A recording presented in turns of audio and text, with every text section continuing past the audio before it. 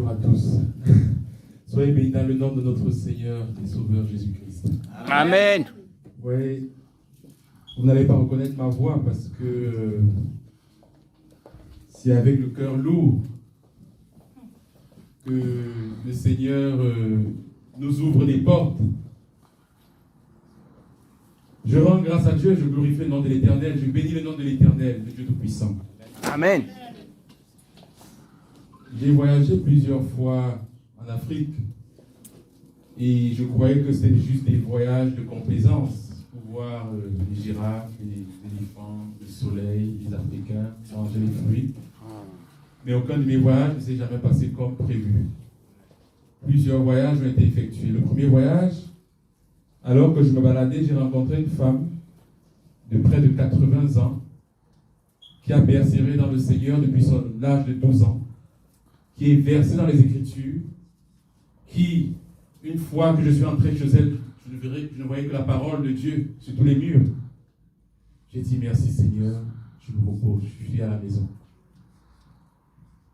J'ai découvert lors de mon premier voyage au Cameroun des petits groupuscules qui ne marchaient pas selon la doctrine de Jésus-Christ, des femmes qui enseignaient, des personnes qui faisaient de la dîme, etc., etc.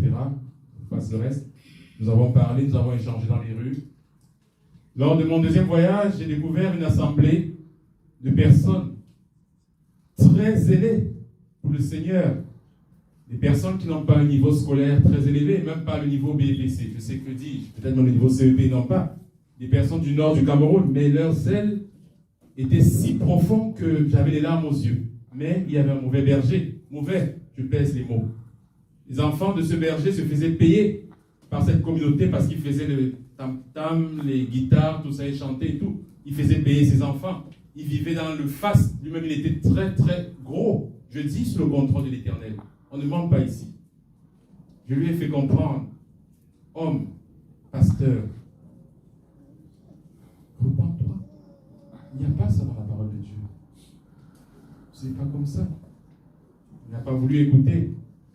Lors de mon troisième voyage, le Seigneur a écouté nos prières, nos lamentations. Il a été destitué. Ils l'ont mis à la porte de manière fracassante avec un scandale. Il est sorti. Et le Seigneur a renvoyé un autre homme simple qui vit, je dirais, le peu que j'ai vu lors de mon quatrième voyage dans la piété, dans la chasteté. Lui et sa famille vivent dans la pauvreté, même quelque part, mais vraiment dans la pauvreté. J'ai vu un homme de Dieu qui est très réservé et j'ai dit merci Seigneur. Et là, nous avons commencé à travailler. Lors de ce quatrième voyage, nous avons formé un groupe. Nous avons organisé, il y a eu un petit groupe qui s'est formé, un groupe qui va dans la rue. C'est des petits jeunes, comme je vous ai dit, c'est des jeunes, ils n'ont pas forcément un niveau scolaire, mais c'est juste le zèle, cette flamme, ce feu, cette puissance, qui fait que c'est tous les jours que je reçois des messages comme quoi ils sont dans les rues en train d'évangéliser, de prêcher. Et moi je suis béni, qu'est-ce que vous voulez que je fasse? Je rends grâce à Dieu, je glorifie le nom de l'Éternel. Parce que c'est partant de rien, des personnes faibles, comme dit la parole de Dieu, par des choses faibles, il a confondu les fortes. Et je ne peux que voir ces choses. Et d'ailleurs, ce n'est pas tout. Comme je disais, j'ai même vu des guérisons. Et j'y ai participé. Et ce n'est pas des guérisons avec des bagues magiques, des mouchoirs magiques. Non. Lève-toi et marche au nom de Jésus-Christ, tout simplement. Et sans se glorifier. Aujourd'hui, nous y allons encore, portés par le Seigneur. Mon bien-aimé frère m'a demandé comment tu fais. Quel est ton salaire? Quelle est ta rémunération? Ma femme est là, elle est témoin. J'étais salarié pendant près de 20 ans. Mais quand j'ai dit au Seigneur, à toi je m'abandonne, mon salaire a quintuplé. Le jour où j'étais mis au chômage, c'est le jour où j'étais baptisé par le frère Tommy. Le lendemain d'après, j'étais viré. Je vous assure, je n'exagère pas. Le jour où je suis passé par les eaux du baptême à Sarcelles, le lendemain d'après, j'étais viré. Et Satan ne m'a pas laissé sans rien faire. Il a essayé de pousser. Il a dit que ma foi était ferme. Il m'a envoyé même des métiers ou des jobs où on m'a fait signer des contrats où j'avais 2 fois plus mon salaire. Mais ma femme et moi, ma femme étant disciple, elle étant baptisée aussi, m'a fait comprendre, moi aussi j'avais compris, non, ce n'est pas ça que le Seigneur veut. Il veut que tu sois libre. Et c'est comme ça qu'aujourd'hui, de 2018 à aujourd'hui, je suis presque chômeur, mais je touche, près de 6 fois plus que ce que je touchais quand j'étais salarié en CDI. C'est curieux, mais c'est comme ça. Quand je n'ai pas de travail, je dis je veux travailler, le Seigneur me donne un travail, je travaille, on me quinquatrique mon salaire, je travaille, j'arrête. Les voies de Dieu sont insondables, mon bien-aimé frère. C'est pas moi. Je ne fais rien, je ne peux rien, je ne sais rien. Je sais une chose, je suis qu'un serviteur inutile. Et je rends grâce à Dieu aujourd'hui. L'épouse et moi, on y va. Sur un point de vue spirituel, on ne sait pas ce qui nous attend. Mais sur un point de vue charnel et physique, ça va nous faire du bien. Parce que je vous assure que depuis ces années, ce n'est pas facile. Enfin, tous les enfants de Dieu, vous le savez, ce n'est pas facile du tout. Aujourd'hui, donc, je vous demande beaucoup de tolérance parce que ma voix est un peu faible. J'ai le cœur vraiment brisé de savoir que pendant longtemps, je ne serai pas avec vous. Pas seulement vous, mais même l'Assemblée de Montréal. Mais j'ai le cœur dans la joie parce que le Seigneur nous permet d'aller vers d'autres frères, là où ils ont encore besoin de la parole, d'être édifiés, d'être fortifiés. Comme je disais avec le frère Eliezer, on va leur dire qu'on ne met pas la main, on ne se met pas à genoux de Dieu et tout. Enfin, tous les hommes ici le savent. On va encore pousser, comme dit Actes, je pense, chapitre 2, verset 12. On va persévérer dans l'enseignement des apôtres. Et ce n'est pas chose facile. À propos de persévérer, mes bien-aimés dans le Seigneur, mes amis que j'aime, nous allons parler de la persévérance. Hier, j'ai dit à mon frère Emmanuel, le Seigneur, je ne sais pas encore qu'est-ce qu'il veut que je parle, mais je pense que ça va être la repentance. Parce qu'en ce moment, les choses vont très très vite. Je croyais que nous allions parler de la repentance aujourd'hui, mais le Seigneur nous a mis à cœur de parler de la persévérance.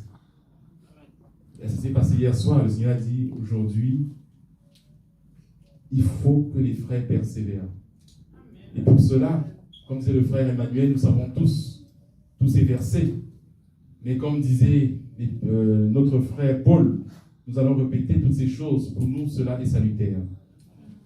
Alors, j'ai pris un verset pour commencer. C'est le verset que nous disait notre grand frère Jésus-Christ.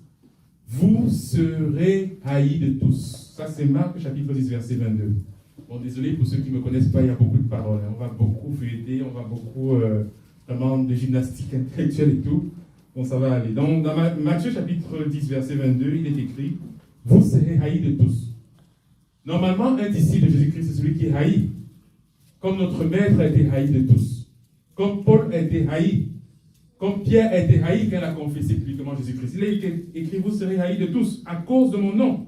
Mais celui qui persévérera jusqu'à la fin sera sauvé. » Donc, la clé pour être sauvé, il faut persévérer jusqu'à la fin. Une fois sauvé, n'est-on donc pas sauvé pour toujours, comme certains le pensent?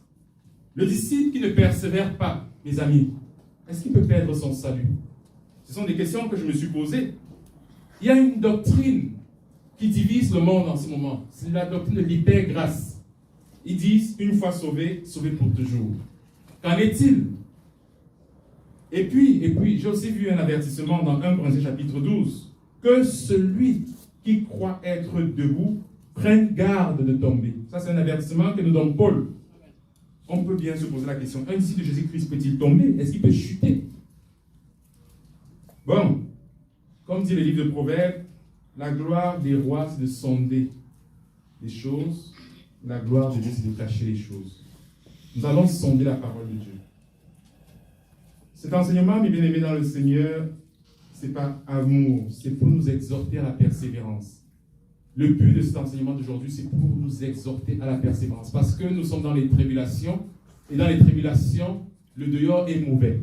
Peut-être que vous ne le ressentez pas, mais je vous assure, une fois de plus, si Dieu nous donne des yeux spirituels, vous allez voir des choses impensables même dans les films d'horreur, impensables même dans l'imagination la plus folle de l'homme. Vous allez voir des choses inimaginables. Le dehors est mauvais. Notre Seigneur Jésus-Christ a proclamé un jour, Je leur donne la vie. Ça, c'est Jean chapitre 10, versets 28 à 29. Je leur donne la vie. Elles ne périront jamais. Et personne ne pourra les arracher à mes mains. Mon Père qui me les a donnés est plus grand que toute personne, que tous. Et personne ne pourra jamais les arracher de mes mains. Ça, c'est Jean chapitre 10, versets 28 à 29. Ça, c'est Jésus-Christ qui parlait. Si le Père nous tient fermement dans sa main, qui peut donc nous arracher de sa main? Généralement, on dira aujourd'hui, personne ne peut nous ravir de la main de l'Éternel. Il n'existe aucune puissance, ni dans les mers, ni sur la terre, ni dans le ciel, ni même au-dessus de ce que nous n'imaginons pas, qui ne peut nous ravir. Rien ne peut nous ravir de la grâce de Dieu. Dans Éphésiens, chapitre 4, verset 30, et dans Apocalypse, chapitre 7, verset 3, il est dit dans la parole de Dieu que nous sommes scellés. Vous voyez? Parfois, quand on s'en va pour un long voyage, on scelle la porte avec un cadenas. Mais nous sommes scellés en Jésus-Christ. Dans Apocalypse, chapitre 7, verset 3, et dans Éphésiens, chapitre 4, verset 30, nous sommes scellés. Et j'ai aussi vu dans Jean, chapitre 3, verset 15, que quiconque croit en Jésus a la vie éternelle. Ça, c'était la dernière prière de notre grand frère sur la terre. Il a dit, Père, voici, mon heure est arrivée, je dois partir. Je n'ai perdu aucun des enfants que tu m'as donnés. Je leur ai fait connaître que je suis sorti de toi. Ils ont connu que je suis sorti de toi. Maintenant, Seigneur, je te puissant, que personne d'entre eux ne se perde. La vie éternelle, c'est qu'ils te connaissent, toi le véritable, ainsi que Jésus-Christ sans lequel il n'y a pas de salut. Ça, c'était la toute dernière prière de notre grand frère sur la croix, avant d'être mis sur la croix. Les religions appelaient cette prière la prière sacerdotale. Mais moi, comme Paul, aux Romains, dans l'Épître aux Romains, chapitre 8, versets 38 à 39, moi j'ai l'assurance d'une chose, que ni la mort, on dit cette parole, ni la mort, ni la vie, ni les anges, ni les dominations, ni le présent, ni l'avenir, ni les puissances, ni les hauteurs, ni les profondeurs, ni aucune autre créature ne pourra jamais nous ravir de l'amour, nous séparer de l'amour de Dieu manifesté en Jésus-Christ notre Seigneur. Donc, notre assurance de salut est basée sur l'amour et la grâce que Dieu a pour tous les rachetés. Vous savez, les rachetés, ce ne sont pas seulement ceux qui sont disciples de Jésus-Christ. Les rachetés, c'est l'ensemble de ceux qui sont appelés. Quelque part, ils ont entendu cet appel. Ils ont entendu parler de Jésus-Christ. Ils ont entendu qu'il faut prier. Et qu'est-ce qu'il a fait le racheté? Il est allé, il a prié, il a donné sa vie à Jésus-Christ. Il a accepté Jésus-Christ comme étant son sauveur. Parce qu'à ce moment-là, il était dans la sorcellerie. À ce moment-là, les femmes avaient les couches de nuit. En ce moment-là, les enfants étaient malades. En ce moment-là, il y avait les divisions et les querelles et toutes sortes de tribulations dans sa famille et dans sa vie autour de lui. Il a accepté le Seigneur Jésus-Christ comme son sauveur. Mais le disciple, c'est celui qui a accepté le Seigneur Jésus-Christ, non pas seulement comme son sauveur, mais aussi comme son Seigneur. Donc le disciple, qu'est-ce qu'il fait? Quand il se lève le matin, il demande des instructions à son maître. Montre-moi la voie. Qu'est-ce que je dois faire? Donne-moi les instructions. Le disciple, c'est un ambassadeur qui délivre les visas aux autres pour aller au ciel. Le disciple, c'est comme un ministre de Dieu, comme disait Paul. Et pour être ministre, pour être ambassadeur, il faut que nous dépendons d'un État. Est-ce que notre État, c'est la planète Terre, ou les gouvernements de France, ou de Haïti, ou du Cameroun, d'Afrique, et toutes ces choses? La parole de Dieu a dit, le royaume des cieux est parmi nous. Et notre grand frère a ramené en nous le royaume de Dieu. Et chacun de nous, nous sommes des temples symboliques, figures du royaume de Dieu. Nous devons porter cette lumière vers les autres. Je ne veux pas dire aujourd'hui, est-ce que nous le faisons ou pas? À chacun de nous d'en juger. Donc, ayant compris cela, on sait une chose, c'est que rien d'extérieur, rien, aucune puissance ne peut nous arracher de l'amour de Dieu. Ou ne peut arracher du fait que nous soyons scellés à l'éternel. Rien, aucune puissance ne peut nous arracher la grâce de la main de Dieu. Ce n'est pas possible. Techniquement, ce n'est pas possible. Cependant, on peut se poser une question simple.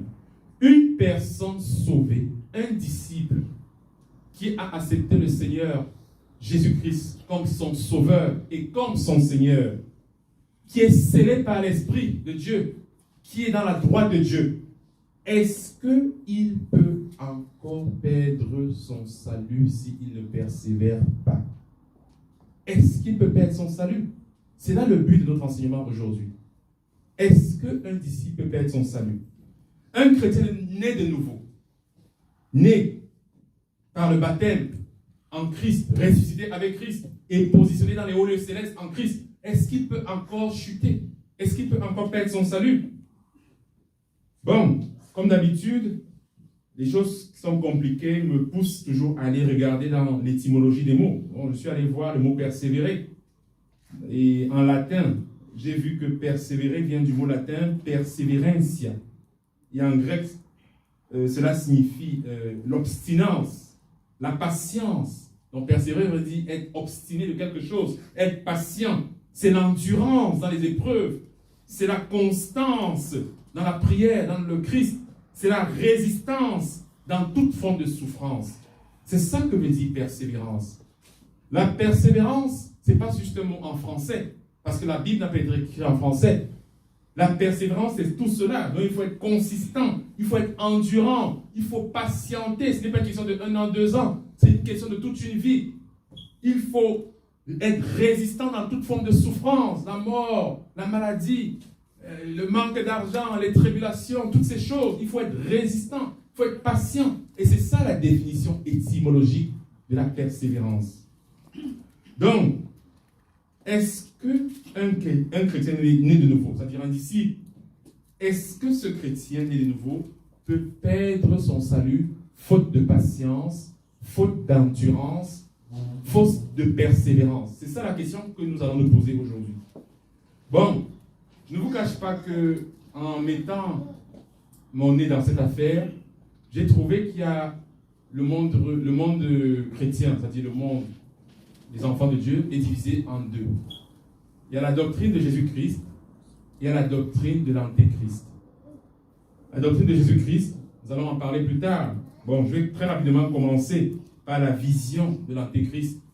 Parce qu'il y a une doctrine qu'on appelle la doctrine de l'hyper-grâce. On appelle cette doctrine la doctrine de une fois sauvé, sauvé pour toujours.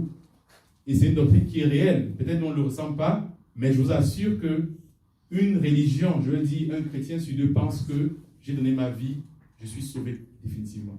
Nous allons voir à la lumière de la parole. Ce n'est pas moi. Je vais laisser parler la parole. Bon, que dit la doctrine de l'Antéchrist?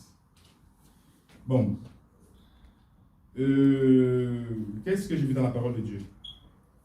J'ai vu une chose qui est très subtile. Je ne sais même pas si je vais pouvoir expliquer, que le Seigneur m'aide à expliquer cela. C'est quelque chose où je vous dis, mes frères, Satan est très subtil, très rusé, très fort, très malin. Quand j'ai pris la parole de Dieu dans toutes les Bibles, les traductions de Romains chapitre 8, nous pouvons ouvrir nos Bibles dans Romains chapitre 8, versets 1 à 2. Donc je vais peut-être avoir besoin de votre participation, mes bien-aimés. Romains chapitre 8, versets 1 à 2. On va voir la subtilité de Satan dans comment il a utilisé parfois les traducteurs pour induire à l'erreur les enfants de Dieu. Nous allons voir comment Satan a utilisé parfois les traductions bibliques pour créer des doctrines antéchristes. Nous allons voir en lisant ce verset. Il est écrit dans Romains chapitre 8, verset 1 à 2.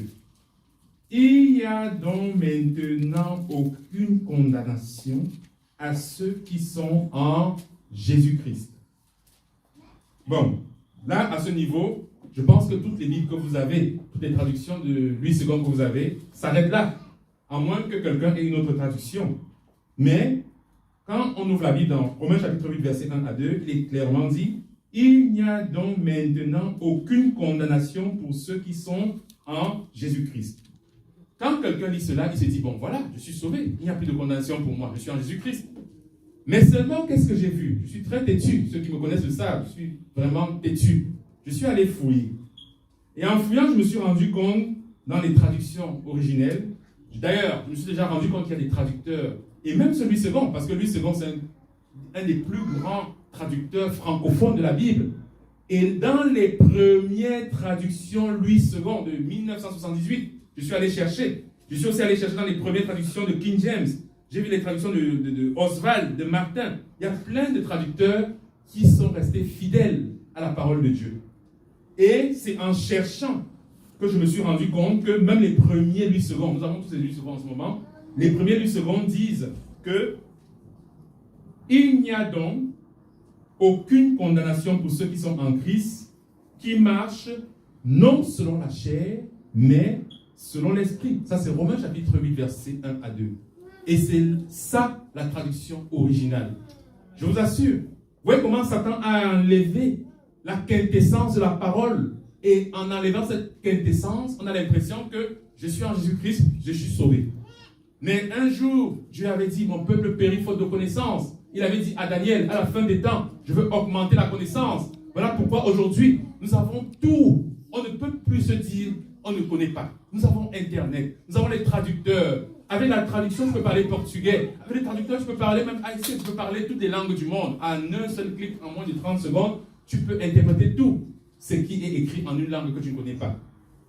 Même le grec et le hébreu ancien, le araméen, comme on dit, peuvent être traduits aujourd'hui dans Google. Donc voilà pourquoi, moi, têtu comme je suis, non seulement je vais faire mes propres recherches, mais en plus je vais voir les langues originelles, le hébreu, le grec, pour savoir si c'est vraiment ce que l'Éternel a dit. Et quand je vais voir, je vois bien sûr qu'il y a des traducteurs qui étaient fidèles. Il y a King James que les anglo-saxons connaissent très bien. C'est le plus grand traducteur en anglais de la Bible.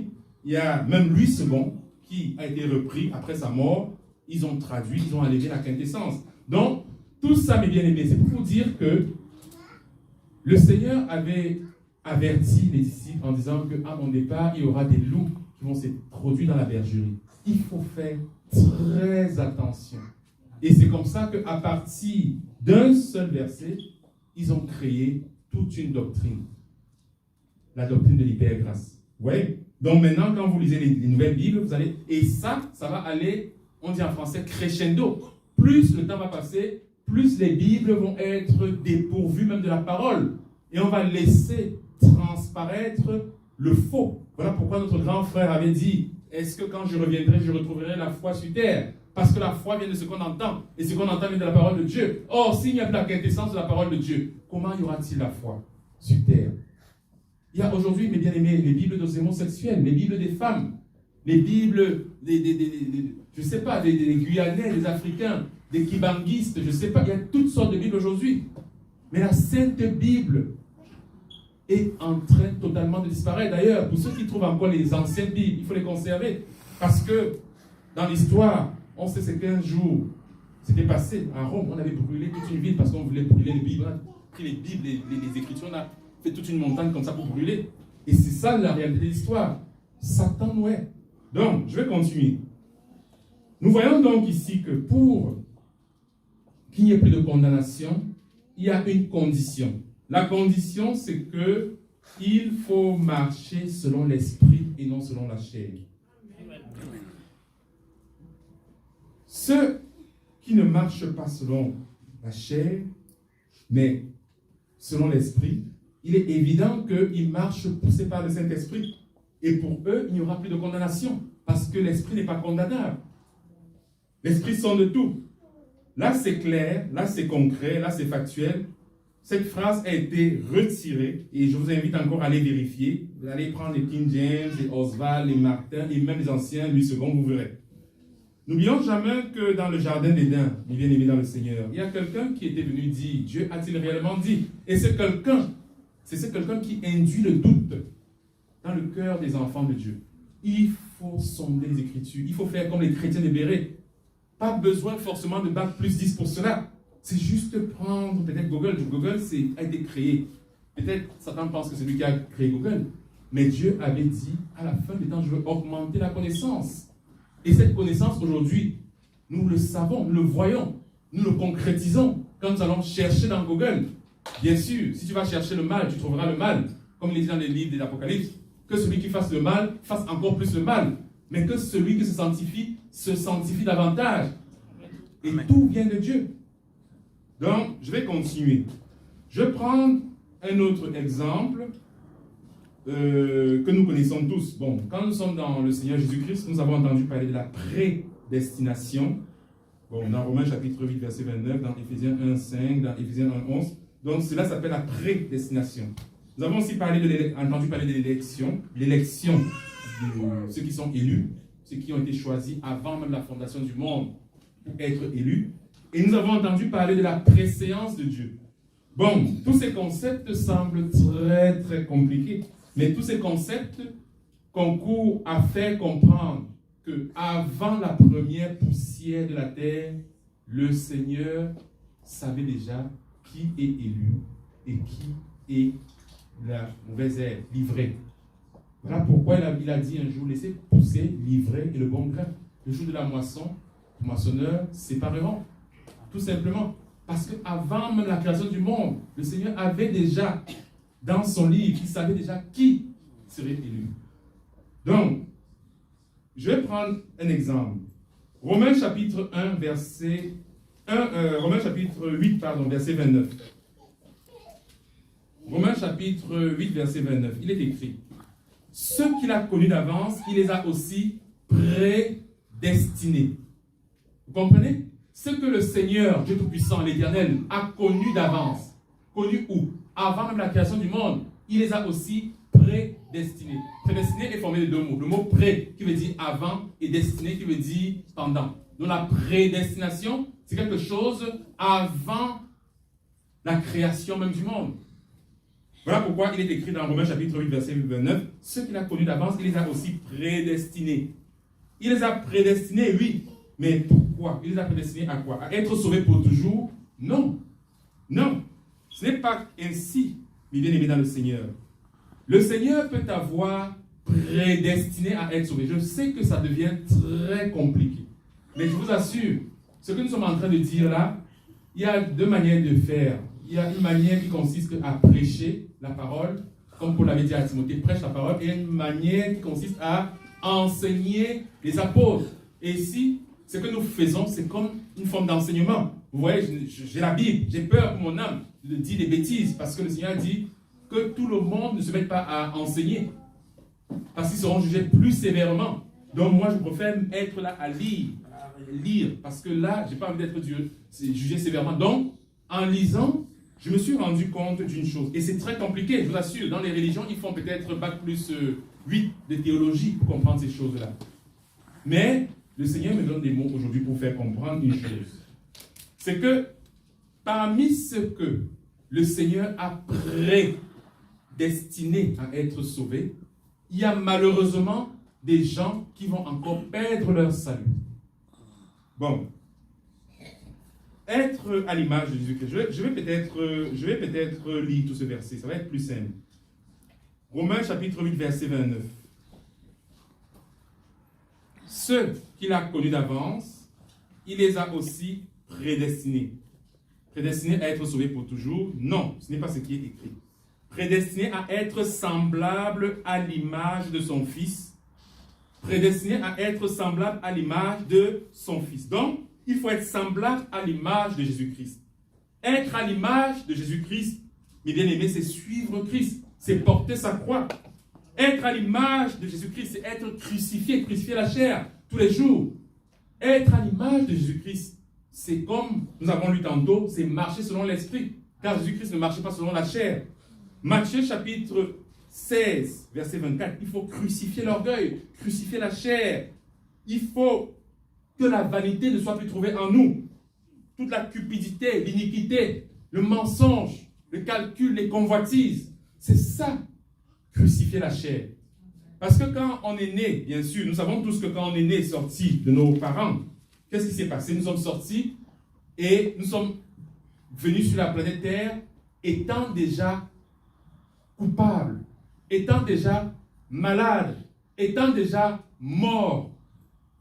Parce que le salaire du péché de Adam et Ève produit la mort. Donc quand on arrive sur la planète Terre, c'est déjà fini pour nous. Voilà pourquoi certains disent un enfant nouveau-né est déjà suffisamment vieux pour mourir. Tout simplement. Mais qu'est-ce qui se passe? Le Seigneur, dans son plan merveilleux, a pourvu que sa parole prenne chair et vienne dans un corps semblable au nôtre, mourir. Ensemble, il est dit dans la parole de Dieu qu'ensemble, par le baptême, nous sommes morts et ensevelis avec Jésus-Christ. Pourquoi? Pour qu'ensemble, nous ressuscitons avec Jésus-Christ. Pourquoi? Pour qu'ensemble, nous soyons aujourd'hui positionnés à la droite de Dieu le Père dans les hauts lieux célestes. Amen. Maintenant, si on te demande où te trouves-tu, quelle est ta position en Christ? Tu n'as pas dit, oui, je suis dans une salle aujourd'hui à Garches. Non, ta position est claire et nette dans les hauts lieux célestes en Jésus-Christ. Parce que quand on écoute cette parole, on mange le pain. Et le pain demeure en nous. Et Christ demeure en nous. Et si Christ est en nous, c'est le Père qui demeure en nous. Si on a la foi de savoir que le Père demeure en nous, on doit comprendre, une fois de plus, ne cesse de le répéter, on est sans limite. Pas besoin. Je ne dis pas qu'il faut arrêter de travailler aujourd'hui. Parce que quand Jésus était avec Pierre, Pierre était pécheur. Mais Jésus avait compris que Pierre n'était pas encore raffermi. Jésus a dit, bon, quand tu seras raffermi, raffermis tes frères. Parce que Satan vous réclame maintenant pour vous cribler comme le froment. Il veut vous cribler, mais quand tu seras raffermi, raffermis tes frères. Plus tard, Pierre était raffermi. Vous connaissez la suite. En un seul discours, 3000 conversions. Un deuxième discours, 5000 conversions. Est-ce que Pierre était encore pécheur? Non, il était pécheur d'homme. Vous voyez la différence?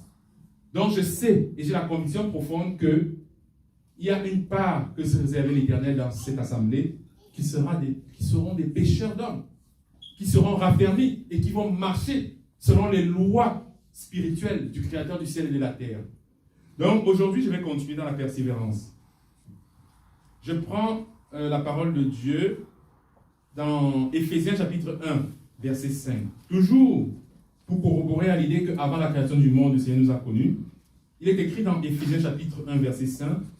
En lui, Dieu nous a élus avant la fondation du monde. Donc c'est le même verset que Romains. Parce qu'on dit souvent que ce qui est dans la Bible, ce qui est répété, c'est que le Seigneur veut que ça entre. Il veut que nous comprenions cela définitivement. Romains chapitre 8, verset 29. Ceux qu'il a connus d'avance, il les a aussi prédestinés. Éphésiens chapitre 1, verset 5. En lui, en Jésus-Christ, Dieu nous a élus avant la fondation du monde pour être sauvés pour toujours. Non, ce n'est pas ainsi que j'ai vu.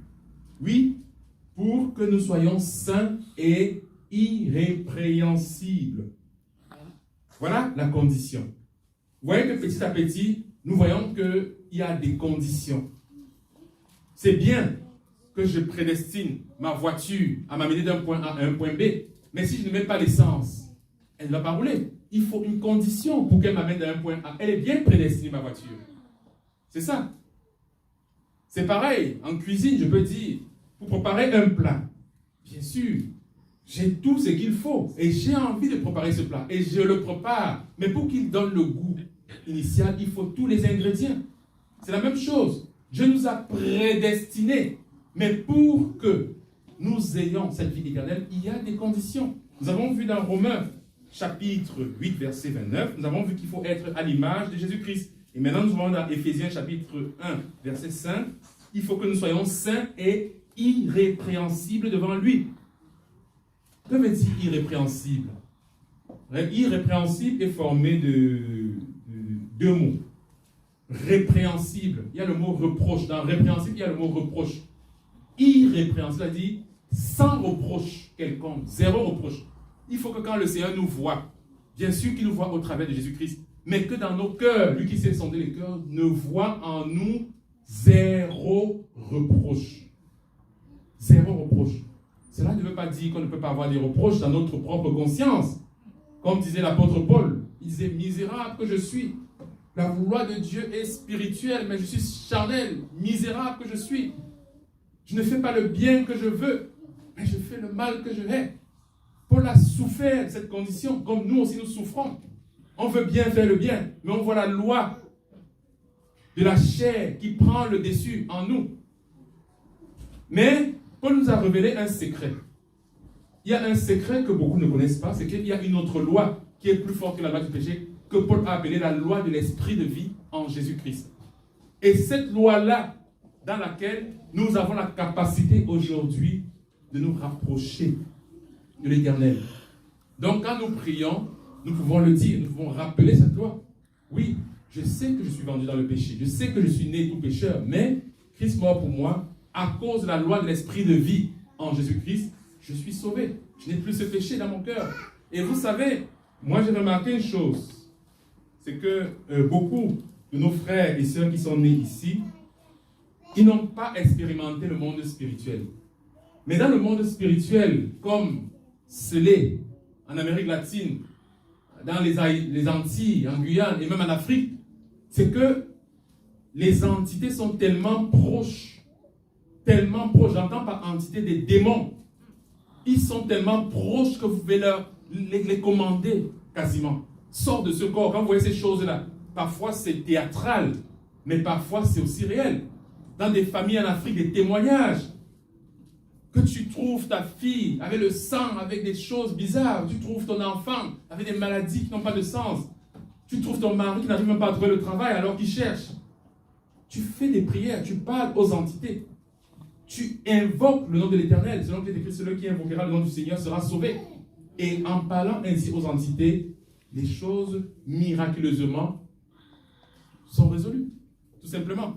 Donc, mais bien aimé dans le Seigneur, il y a tellement de choses à dire dans ce cadre-là, mais le Seigneur m'a jamais mis à cœur de parler du monde, le monde parallèle. Mais il y a beaucoup de choses à dire, surtout pour nous qui avons un peu vécu en Afrique, qui avons un peu voyagé, parce que pas en face de l'Afrique, on était aussi en Russie, aux États-Unis, en France, un peu tout ça. Donc il y a tellement de choses à dire, mais qui doivent être dites, parce que le peuple de Dieu périt faute de connaissance. Je continue, je vais encore prendre un verset. Éphésiens chapitre 1 verset 11. Il est écrit, en lui nous sommes aussi devenus héritiers, ayant été prédestinés suivant la résolution de celui qui opère toutes choses d'après le conseil de sa propre volonté. En lui, vous avez cru et vous avez été scellés du Saint-Esprit qui avait été promis, lequel est le gage de notre héritage. Donc nous avons tantôt dit que nous sommes scellés. Et nous apprenons dans Éphésiens chapitre 1 verset 11 que nous avons un héritage. Et nous savons une chose. Un héritier, mais bien aimé dans le Seigneur, il peut perdre son héritage. Moi j'ai sondé la parole de Dieu pour voir s'il y a des héritiers, des enfants de Dieu, des personnes qui étaient appelées, qui étaient même proches de Dieu, qui ont perdu leur héritage. Et qu'est-ce que j'ai vu? J'ai vu dans Jérémie chapitre 17 verset 4, j'ai vu Ésaü, il s'appelait Ésaü, le frère de Jacob, voilà. Il a perdu son héritage. Normalement, il est né, premier-né, en tant que jumeau. Mais à cause d'un bol de soupe, il a perdu son héritage, tout simplement. Alors qu'il était destiné à être le successeur. Mais bon, là, c'est ça encore les voies de l'Éternel insondables. J'ai aussi vu que Ananias et Saphira, qui sont des deux disciples de Jésus-Christ, Ananias et Saphira, à cause d'un lopin de terre, ont perdu leur héritage. Oui, j'ai aussi vu que Démas, j'ai aussi vu Éminé et Alexandre, les fils de Aaron. J'ai vu les fils de Aaron, Nabab et Abihu. J'ai même aussi vu les fils du grand sacrificateur Élie, Ophni et Phiné. Donc, moi, j'ai vu beaucoup de personnes, j'ai sondé les Écritures et j'ai vu qu'il y a beaucoup qui étaient tellement proches de l'Éternel, mais ils ont perdu leur héritage. Donc, cela veut dire que les enfants de Dieu, qui sont héritiers du royaume des cieux, selon qu'il est écrit, c'est en Abraham, en Jésus-Christ, c'est la postérité d'Abraham, héritier de toutes les promesses faites à Abraham. Normalement, quand tu es enfant de Dieu, tu es un héritier de toutes ces bénédictions. Mais je vois aussi dans la parole de Dieu que beaucoup ont perdu leur héritage. Beaucoup ont perdu leur héritage. Malheureusement. Donc, mes bien-aimés dans le Seigneur, cela veut dire que il y a beaucoup de personnes qui malheureusement vont perdre. Lors de la repentance, lors du baptême, il y a beaucoup qui sont tournés vers le Seigneur. Ils ont dit, bon voilà, j'abandonne tous les mauvais côtés de la vie, j'abandonne tout le côté charnel, j'abandonne toutes ces choses. Je me tourne maintenant vers le Seigneur. Mais ils ont très bien commencé. À leur repentance, ils se sont tous tournés vers le Seigneur. Ensuite, qu'est-ce qui s'est passé? Ils se sont détournés des voies droites de Dieu pour s'attacher, pour se fier, pour ingurgiter, pour manger les doctrines pernicieuses, pour se vouer à des loups ravisseurs, comme dit notre grand frère le Seigneur. Beaucoup se sont détournés de la sainte doctrine de Jésus-Christ. Ouais, le Seigneur n'a pas besoin d'un grand peuple, d'un amas. Ouais, le peuple de Dieu physique, c'est un tout petit peuple. Il faut les loups pour voir ça dans la carte du monde. Le peuple d'Israël. Le Seigneur n'a pas besoin de 15 000, 30 000 hommes pour combattre les armées des Philistins. Il a dit un jour à Gédéon, même 10 000 c'est beaucoup, 300 personnes seulement. Un jour, le Seigneur a été touché par une prière de Élie. Ils se sont détournés, ton peuple s'est détourné de toi. Ils sont tournés vers des statues. Ils ont tué tous tes prophètes. Et maintenant, ils cherchent à me mettre à mort. Et qu'est-ce que le Seigneur a dit? Je me suis réservé 70 000 hommes dans tout Israël qui n'ont pas fléchi les genoux pour Baal. Le Seigneur n'a pas besoin de la quantité. Voilà pourquoi quand mon bien-aimé frère me dit souvent le nombre de vues, je dis, le jour où j'ai plus de, je ne sais pas, même 50 vues, je vais commencer à me poser les bonnes questions. Est-ce que je ne suis pas un divertissement? Parce que pour le divertissement, ils ont 1 milliard de vues, il n'y a pas de souci. Mais nous, la parole de Dieu est désertée. Elle est fuite. Et ça, ce sont des révélations prophétiques. On n'a pas besoin de beaucoup. Amen. Vous savez, je vais vous dire un secret. Ce n'est pas une vision. C'est la parole de Dieu. C'est que devant le trône de Dieu, dans le ciel, mes amis dans le Seigneur, au-dessus des milliards, il y a une quantitative qu'on appelle les myriades. Vous savez c'est quoi 1 milliard? Je pense que 1 milliard, en mathématiques, c'est beaucoup. 1 milliard, c'est, je pense, 1000 millions.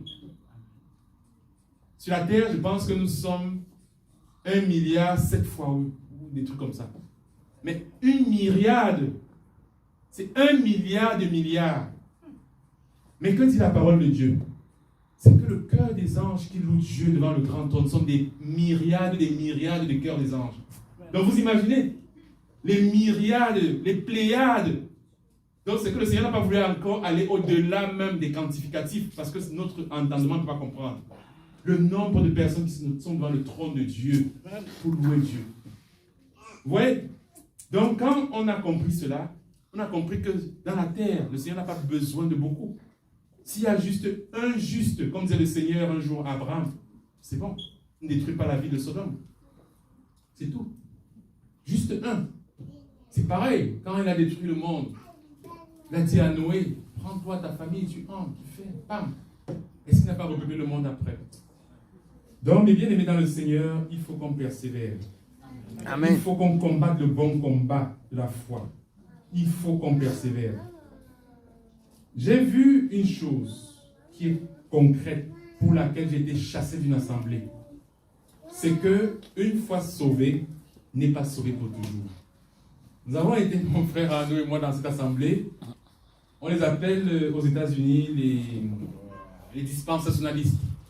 Aux États-Unis, c'est un courant qui est très puissant. Aux États-Unis, il y a 2 grands courants comme ça. Il y a les fondamentalistes et il y a les dispensationalistes. Les fondamentalistes sont censés être des gens qui gardent les fondements de la parole de Dieu. Et les dispensationalistes sont censés être des gens qui disent, nous avons déjà la grâce, c'est fini. Et le Seigneur nous a mis 2 ans dans une assemblée dispensationaliste où nous avons été détestés. Ils ont presque failli venir aux mains parce qu'on leur disait que la parole de Dieu dit, c'est un dur combat. Moi, je ne parle pas de moi. J'ai pris par exemple Jude chapitre 1 verset 3. Qu'est-ce qu'il dit, la parole de Dieu? La parole de Dieu dit dans Jude chapitre 1. Est-ce qu'un frère peut lire Jude chapitre 1 verset 3? Je ne sais pas. Jude chapitre 1 verset 3. Vous savez, c'est vraiment un dur combat. Demeurer dans le Seigneur. Jude chapitre 1 verset 3. On est vraiment dans un dur combat, mes frères. Ce n'est pas simple. Jude chapitre 1 verset 3. Bien-aimés, comme j'ai désiré vivement vous écrire au sujet de notre salut commun, je me suis senti obligé de les faire afin de vous exhorter à combattre pour la foi qui a été transmise aux saints une fois pour toutes. Amen. La foi a été transmise aux saints une fois pour toutes. Et comme dit 1 Jude, chapitre 1, verset 3, il faut combattre pour la foi. Il faut. Et j'ai aussi vu dans 1 Timothée, chapitre 6, verset 12, il faut combattre le bon combat de la foi. Vous savez, un combat, on peut le gagner. Mais un combat, on peut aussi le perdre.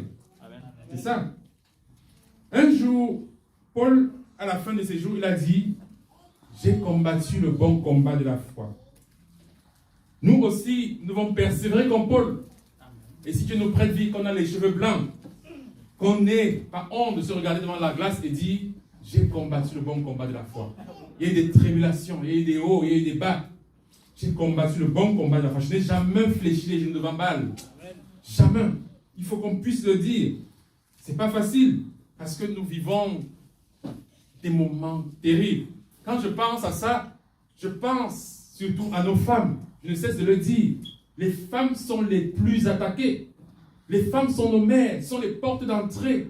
Et voilà pourquoi il est écrit dans le livre de l'Apocalypse, il est parti, Satan est parti combattre celle qui devait mettre bas. C'est une image qui nous fait comprendre que la postérité d'Abraham n'est possible que si la femme accouche. La femme est la porte d'entrée des choses spirituelles vers le monde charnel.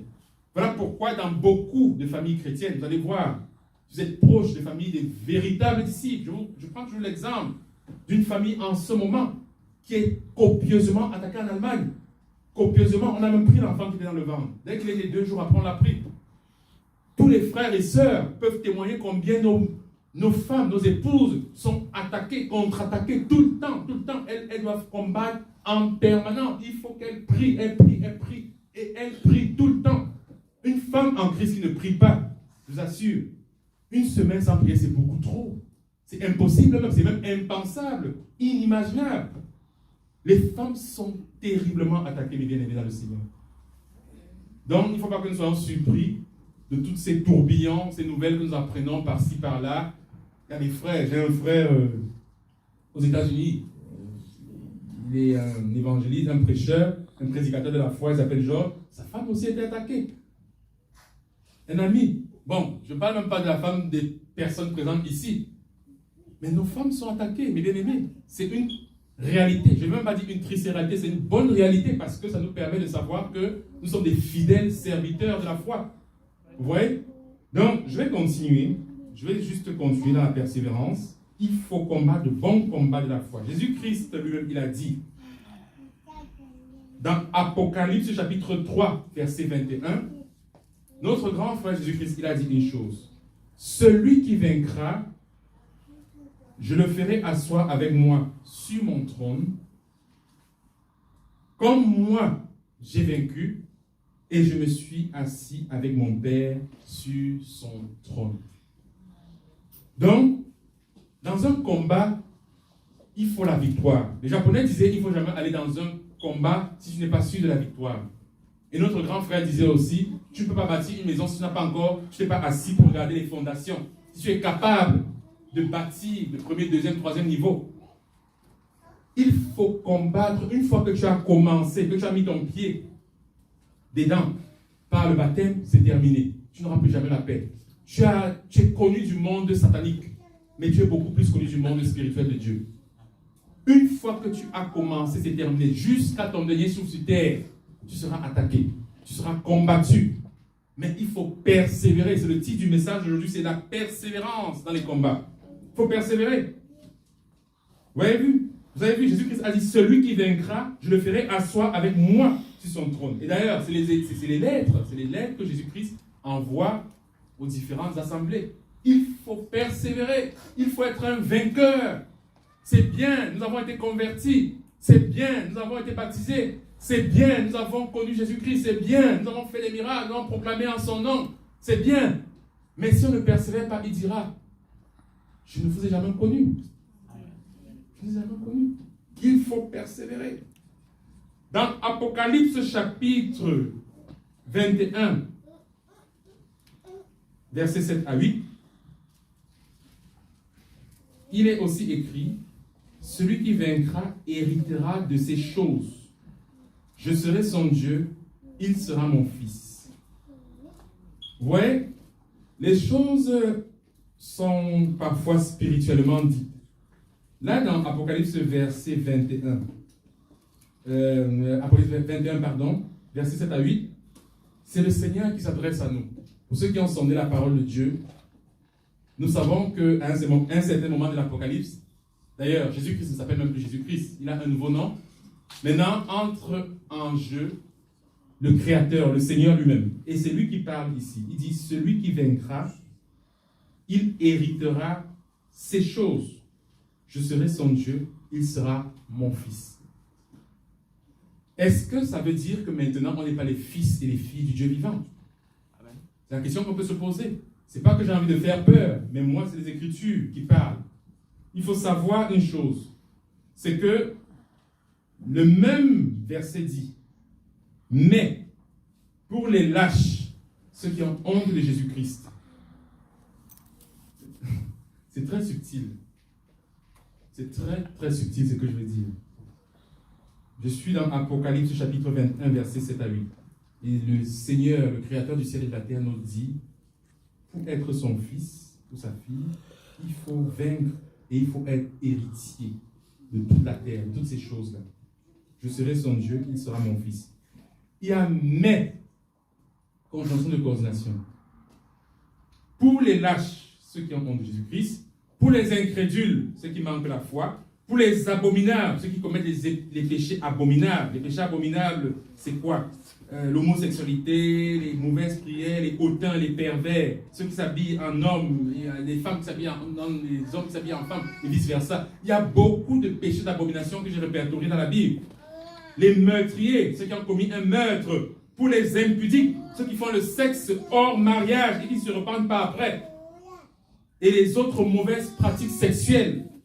Pour les enchanteurs, les magiciens, les sorciers, les marabouts, toutes ces choses semblables. Pour les idolâtres, ceux qui ont autre chose que le grand Seigneur Tout-Puissant devant leur face. Pour les menteurs, leur part sera dans les temps ardents de feu et de soufre. Ce qui sera la seconde mort. C'est la parole de Dieu. Ça fait mal, mais c'est comme ça. Ce n'est pas la parole de Dieu. Vous savez, Jésus-Christ dans la parabole du sémeur, dans Luc chapitre 8, verset 5,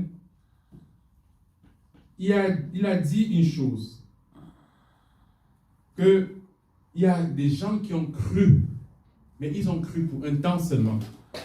Cela signifie qu'ils n'ont pas cru pour toujours, ils n'ont pas persévéré. Et parce qu'ils n'ont pas persévéré, il y a les oiseaux qui sont venus, qui ont mangé la graine qui avait été sémée. Et d'ailleurs, il y a des gens qui n'ont même pas de racines, de fondement.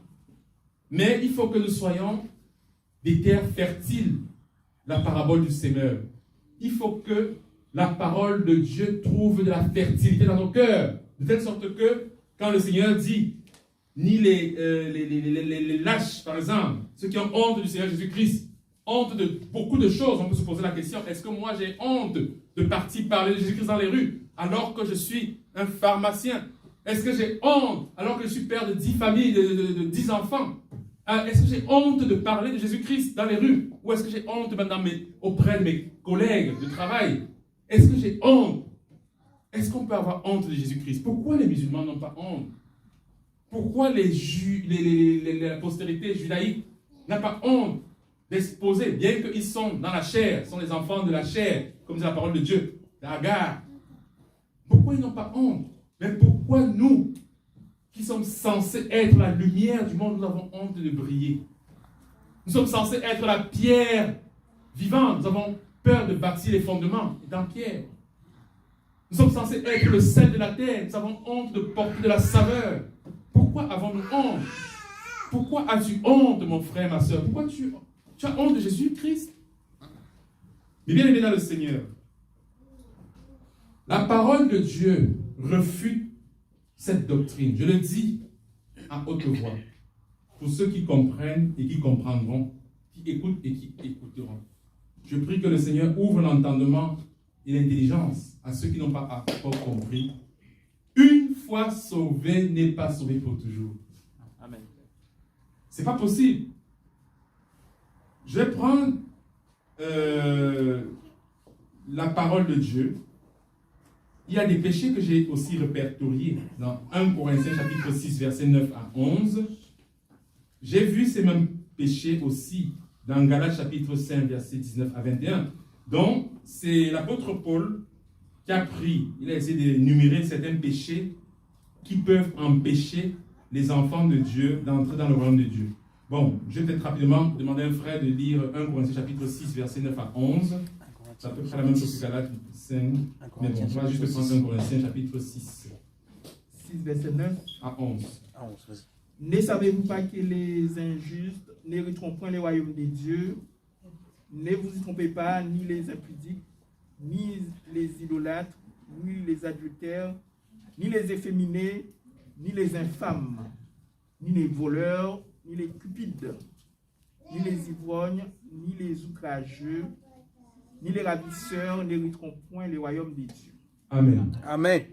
Bon, nous connaissons parfois toutes ces transgressions par cœur. On ne va pas revenir dessus. Bon, parmi toutes ces transgressions, il y a des choses que le disciple de Jésus-Christ ne fera même plus jamais aujourd'hui. Mais il y a une transgression qui a attiré mon attention. Ce sont les outrageux. Vous savez ce que c'est que l'outrage? L'outrage, c'est similaire à la médisance. Vous savez, un jour Jacques avait dit, tu peux respecter toute la parole de Dieu, mais un seul péché peut t'entraîner dans les flammes de la guerre. C'est un peu comme le lait qui est tout blanc, tout propre. Tu prends une seule goutte de microcosme, tu mets dedans et tout devient rose. Vous savez, l'outrage, c'est quand tu parles mal de quelqu'un. Et c'est un péché, comme l'a si bien lu notre bien-aimé frère, qui entraîne à la guerre. On ne peut pas entrer, donc ça ferme les portes. On ne peut pas se dire enfant de Dieu, disciple de Jésus-Christ et parler mal de son prochain, même si c'est un ami ou même un ennemi. Ce n'est pas possible. On ne peut pas. Donc, de tout ce que notre bien-aimé frère a lu, moi j'ai juste attiré l'attention sur les outrages. Il faut aussi qu'on travaille et on persévère sur cette voie-là. Donc, si nous pratiquons le péché volontairement, après avoir reçu la connaissance exacte de la vérité, que nous dit la parole de Dieu dans Hébreux chapitre 6, versets 4 à 6?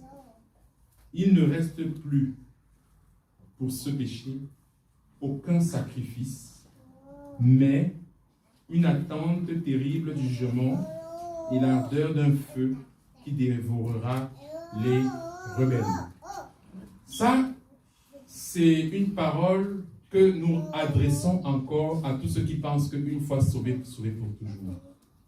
Parce que quoi? Une fois que tu es, soi-disant, sauvé une fois, tu es capable, selon la subtilité satanique, de commettre encore des transgressions, d'aller en boîte, de commettre des impudicités, de convoiter les sœurs ou les frères, de voler, de tromper, de mentir intentionnellement, et même d'être assassin, occultique, opaque. Ils sont pleins et nombreux qui sont des francs-maçons, des rosicruciens, de cette doctrine dispensationaliste, parce que pour eux, ils sont sauvés pour toujours. Mais que nous dit la parole de Dieu? La parole de Dieu vient de nous révéler que il ne reste plus aucun sacrifice, parce que Jésus-Christ, quand il est mort sur la croix, il meurt une fois pour chacune des âmes, une fois pour toutes. Il ne reste plus aucun sacrifice pour toi. Il est déjà mort pour toi une fois. Il ne mourra plus jamais une deuxième fois. Une fois qu'il est mort pour toi, tu es mort avec lui, tu es resté avec lui, c'est terminé. Et que nous dit Hébreu? Il ne reste plus pour le pécheur qui a volontairement pratiqué encore ce genre de péché infâme. Il ne reste plus aucun sacrifice. Mais que dit la parole de Dieu? Une attente terrible, terrible du jugement de Dieu. Et que dit encore la parole de Dieu? L'ardeur d'un feu qui dévorera les rebelles. Hébreux chapitre 6, verset 4 à 6. Et que dit encore la parole de Dieu? Mieux valait pour eux n'avoir pas connu la voie de la justice de Dieu, la parole de Dieu, la conversion, le baptême, mieux valait pour eux de n'avoir pas connu cela que de se détourner après l'avoir connu du Saint commandement de Dieu. Ça, c'est 2 Pierre, chapitre 2, versets 20 à 22. Donc, vous voyez comment la parole de Dieu s'enchaîne, comme les maillons d'une chaîne. Donc, si tu te dis que tu es disciple, que tu es sauvé, et que tu es sauvé pour toujours, détrompe-toi. Si tu te dis de la doctrine dispensationaliste ou autre doctrine, fausse doctrine satanique, selon laquelle j'ai donné ma vie au Seigneur, je chante tous les dimanches dans les assemblées, etc., etc., et je pars encore me faire retrouver dans les boîtes de nuit, en train de regarder les gens qui dansent le zouk, etc., et convoiter les femmes et les hommes, c'est terminé pour toi. Il n'y a plus de possibilité d'être sauvé. Christ ne mourra jamais pour toi 2 fois. Mon frère, ma soeur, si tu te dis, voilà, je suis sauvé, baptisé, scellé par le Saint-Esprit, et je suis même prédestiné, j'ai entendu dire que je suis élu, je suis le peuple élu, mais que tu pars encore monter une manigance d'escroquerie, calomniant ton frère, diffamant, tu es fichu, mon frère, tu es fichu. La parole de Dieu dit qu'il y a une flamme de feu ardente qui te poursuit durant tout ton séjour sur la terre, sur terre. L'attente, la parole de Dieu dit l'attente de ce feu qui va te dévorer. Mon bien-aimé frère Jean a besoin de dire quelque chose, je pense. Elle est spirituelle parce que la parole de Dieu a été écrite par un esprit. La parole de Dieu n'a pas été écrite par un homme. C'est vrai que, bon, parfois les païens disent, oui, ce sont les hommes qui ont écrit la parole de Dieu. Non. Les 66 livres de la Bible, c'est un esprit, c'est le Saint-Esprit qui a écrit cette parole. Voilà pourquoi, comme disait parfois mon frère Eliezer, bon, s'il y a quelque chose encore qui nous manque, le Saint-Esprit va nous le montrer. Donc c'est un peu ça. Et effectivement, toutes les épîtres, j'ai constaté, effectivement, j'ai vu que toutes les épîtres s'adressent aux saints. Quand on regarde les épîtres, on dit à tous les saints qui sont, que ce soit les épîtres aux Corinthiens. Ouais. Je demande pardon, mes frères. C'est vrai que tu t'appelles David, mais tu es encore tout petit pour venir. Oh là là. Je suis vraiment désolé. Hein. Non, il peut rester au coin de quoi?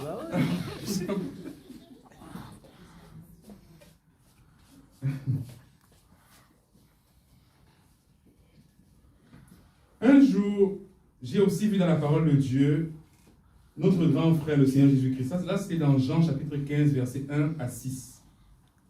Là, c'est notre Seigneur Jésus-Christ dans les évangiles. Évangile de Jean, chapitre 15, versets 1 à 6. Notre merveilleux et grandiloquent Seigneur Jésus-Christ, il avait dit, « Tout sarment qui est en moi, tout sarment qui est en moi, et qui ne porte pas de fruit, il sera retranché. » Moi, quand je lis cela, avec mon petit niveau, parce que pas besoin de trop réfléchir, la parole de Dieu vraiment, c'est pour les petits enfants. Je me dis qu'il faut que je porte des fruits. Si je ne porte pas des fruits, je vais être retranché. Il y a cette expression qui est en moi, qui est en Christ. C'est Christ qui parle. Tout sarment qui est en moi. Christ dit tout sarment qui est en moi. Donc ça veut dire tout sarment qui est en Christ, qui appartient à Christ. Il est bien noté qui est en moi. Et il a dit ensuite, s'il ne porte pas de fruits, je le retranche. Ce n'est pas Jules, c'est notre grand frère, c'est Jésus-Christ qui le dit. Il le retranche. Moi, ça me rappelle quand Jésus-Christ dit aussi dans l'Apocalypse, à la fin des choses, que parce que tu es ni chaud, ni bouillant, tu es tiède, je te vomirai. Vous voyez les expressions que Jésus-Christ emploie. Là, on n'est plus dans le Jésus-Christ, oui, repentez-vous, je vous aime, etc., etc. On est dans le Jésus-Christ qui se rapproche de la justice de Dieu. Tu ne portes pas de fruits, je te retranche. Tout sarment qui ne porte pas de fruits, je le retranche. On est dans le Jésus-Christ qui dit, je te vomirai, parce que tu n'es pas bouillant, tu es tiède. Parce que tu es ni chaud, ni bouilli, ni froid, ni bouillant, je te retranche, je te vomis. Vous voyez? Mais bien aimé dans le Seigneur, Mieux encore, Jésus-Christ dit dans Jean chapitre 15, verset 6, « Si quelqu'un ne demeure pas en moi, il sera jeté dehors, comme le sarment. Il sèche, puis on le ramasse, on ramasse les sarments, et on les jette au feu. Et puis il brûle. » Donc ça veut dire qu'il faut demeurer.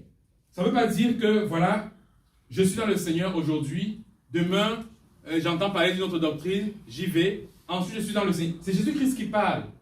Toute personne qui ne demeure pas en moi, il sera comme le sarment, il sera ramassé, jeté au feu, et il va brûler. Donc il faut demeurer dans la sainte doctrine, il faut demeurer en Jésus-Christ. Jésus-Christ est la parole de Dieu.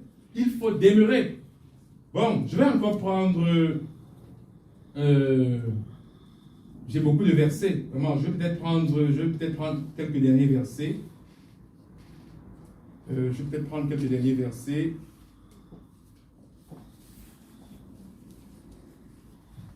Jésus-Christ s'adressait ici à ses disciples. Bon, c'est vrai que je ne vais pas entrer dans la profondeur parce que sinon on va pas s'en sortir par rapport au temps.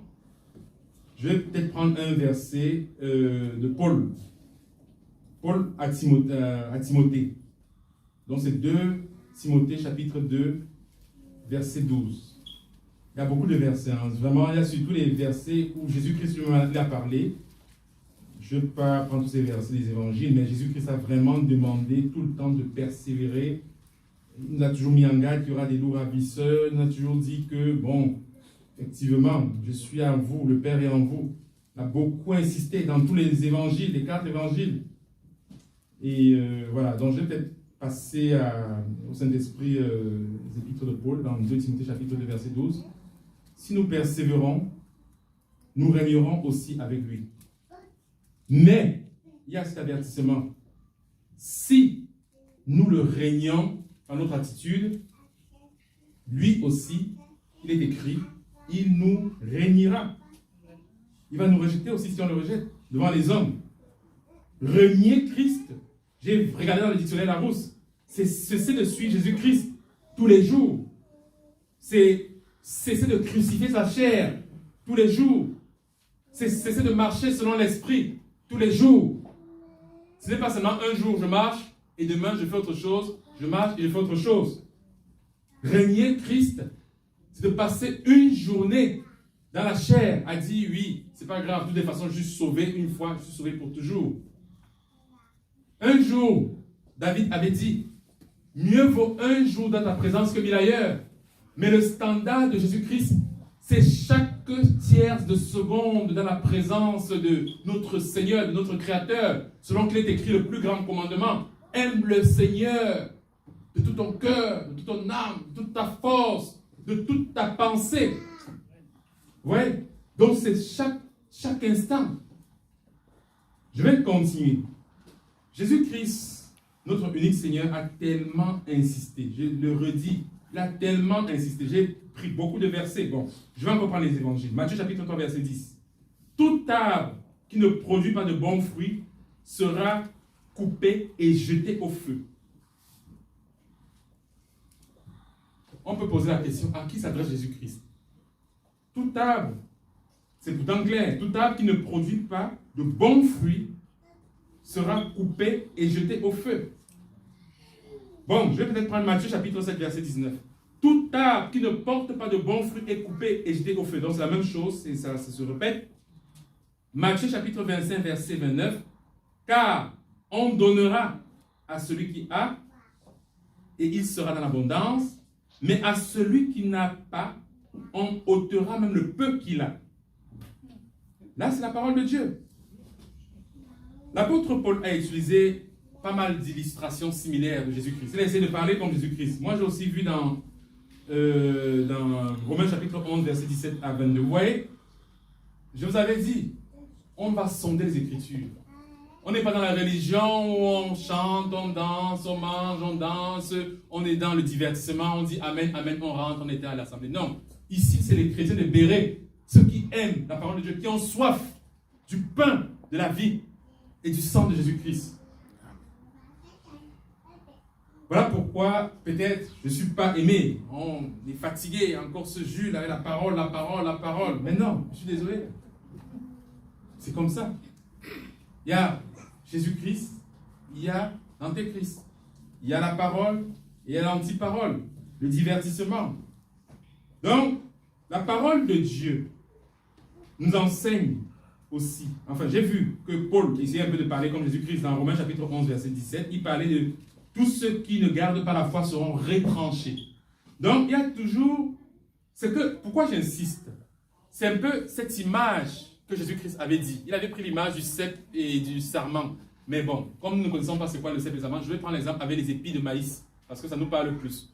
Il y a l'épi et il y a... qu'on appelle ces choses-là qui poussent sur l'épi. Donc, c'est un peu comme le sarment.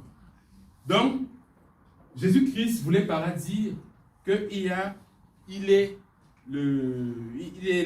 l'épi. Et que celui qui ne garde pas, qui ne reste pas accroché sur la branche, il sera retranché et jeté au feu. Donc, c'est un peu une image de l'agriculture.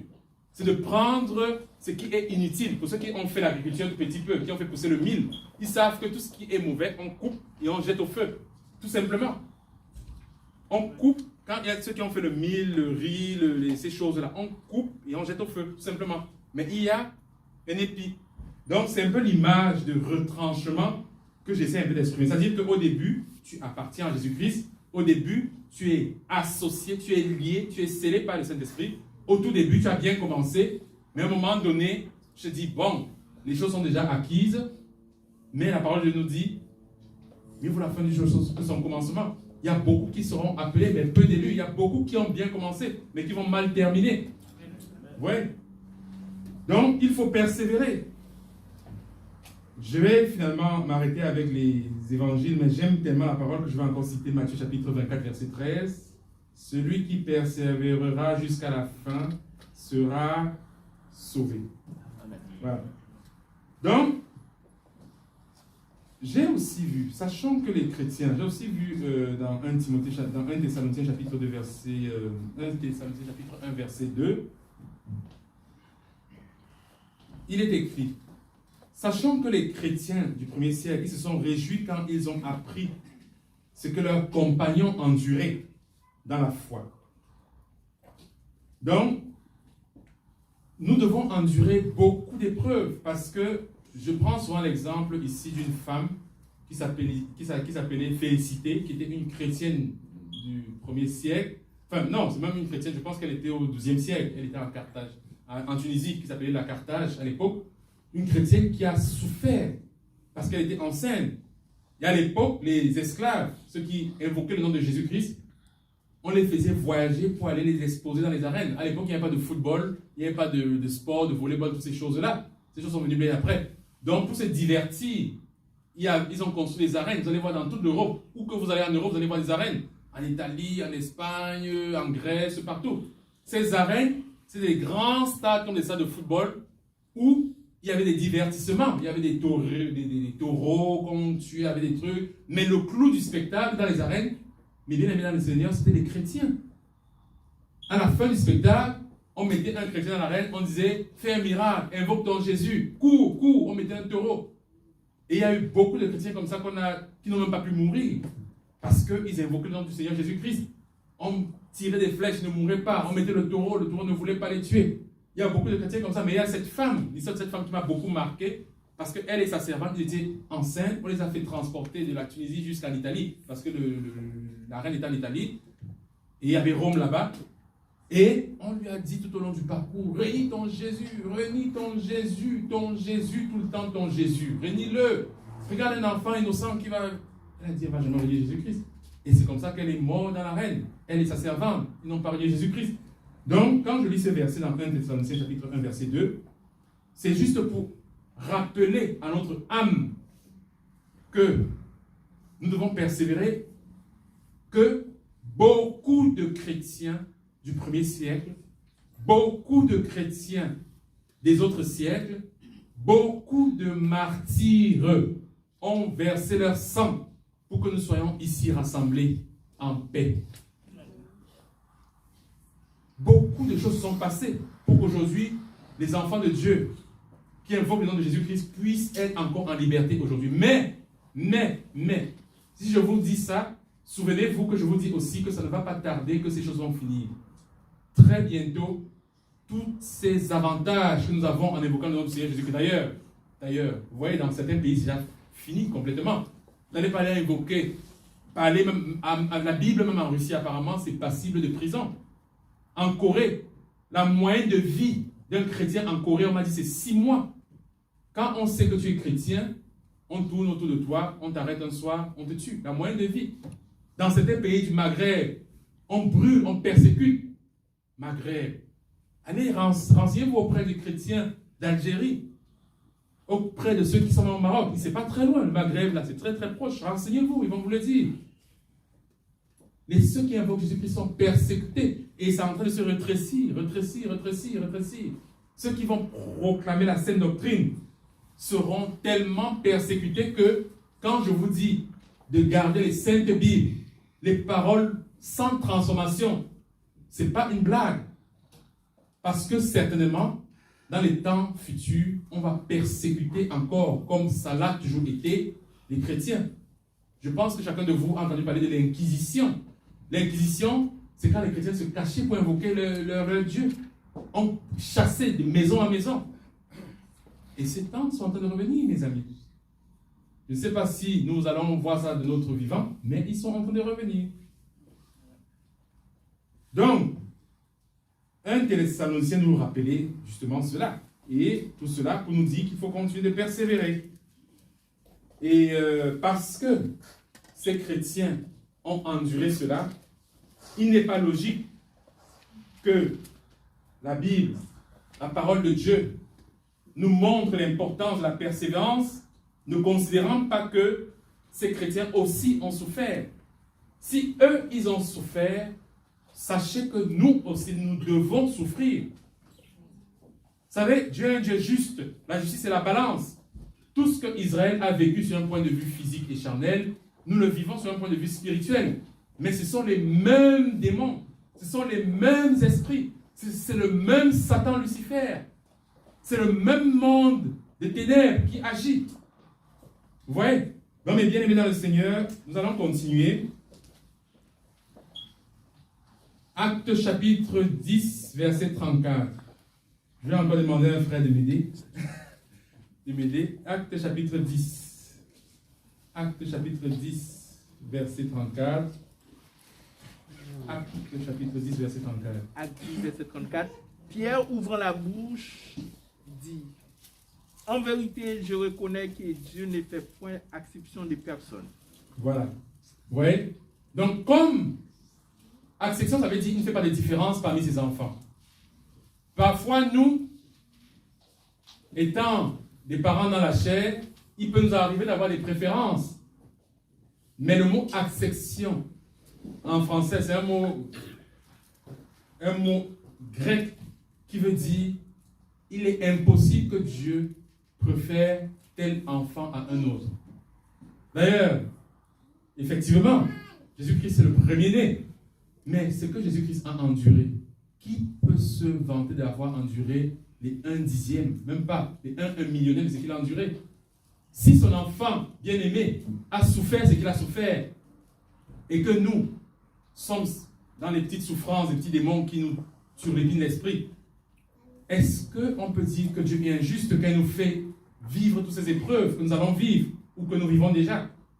Dieu ne fait pas exception, ça veut dire qu'il ne fait pas de différence entre ses enfants. Ceux qui ont souffert dans les temps passés ont souffert à leur époque, mais nous, aujourd'hui, nous allons aussi souffrir. Nous allons passer par le feu, par la grande tribulation. Nous allons passer par la tribulation, nous allons passer par diverses épreuves. Peut-être pas de notre vivant, peut-être nous sommes encore ici en France dans un confort insidieux, mais sachons que tout autour du monde, il suffit juste de se connecter et voir comment vivent déjà les chrétiens, même en Afrique. Parce qu'il y a encore un monde où les gens invoquent Dieu, hormis l'Amérique latine, avec l'Argentine, le Brésil, tout ça et tout. Il y a un monde qui a gardé la sainte parole, il y a des disciples un peu partout. Mais ça devient de plus en plus difficile de vous placer devant une assemblée et de parler de la sainte doctrine. Vous pouvez parler des dîmes, on va dire oui, c'est bien. Vous voulez parler d'ombolo chrétien, rock'n'roll chrétien, toutes ces choses, on va dire vous jugez. Vous pouvez parler du voile, on va dire oulala, il commence à nous être. Mais quand vous commencez à parler de la doctrine de Jésus-Christ, on vous chasse, voire on vous persécute. Et si vous n'êtes pas raffermi par les armes de Dieu, vous serez même attaqué spirituellement. Les sorciers, les magiciens, tous ces les marabouts, les chars, tous ces ils vont vous attaquer. Ils vont vous tuer. Ouais, donc je vais continuer dans la persévérance.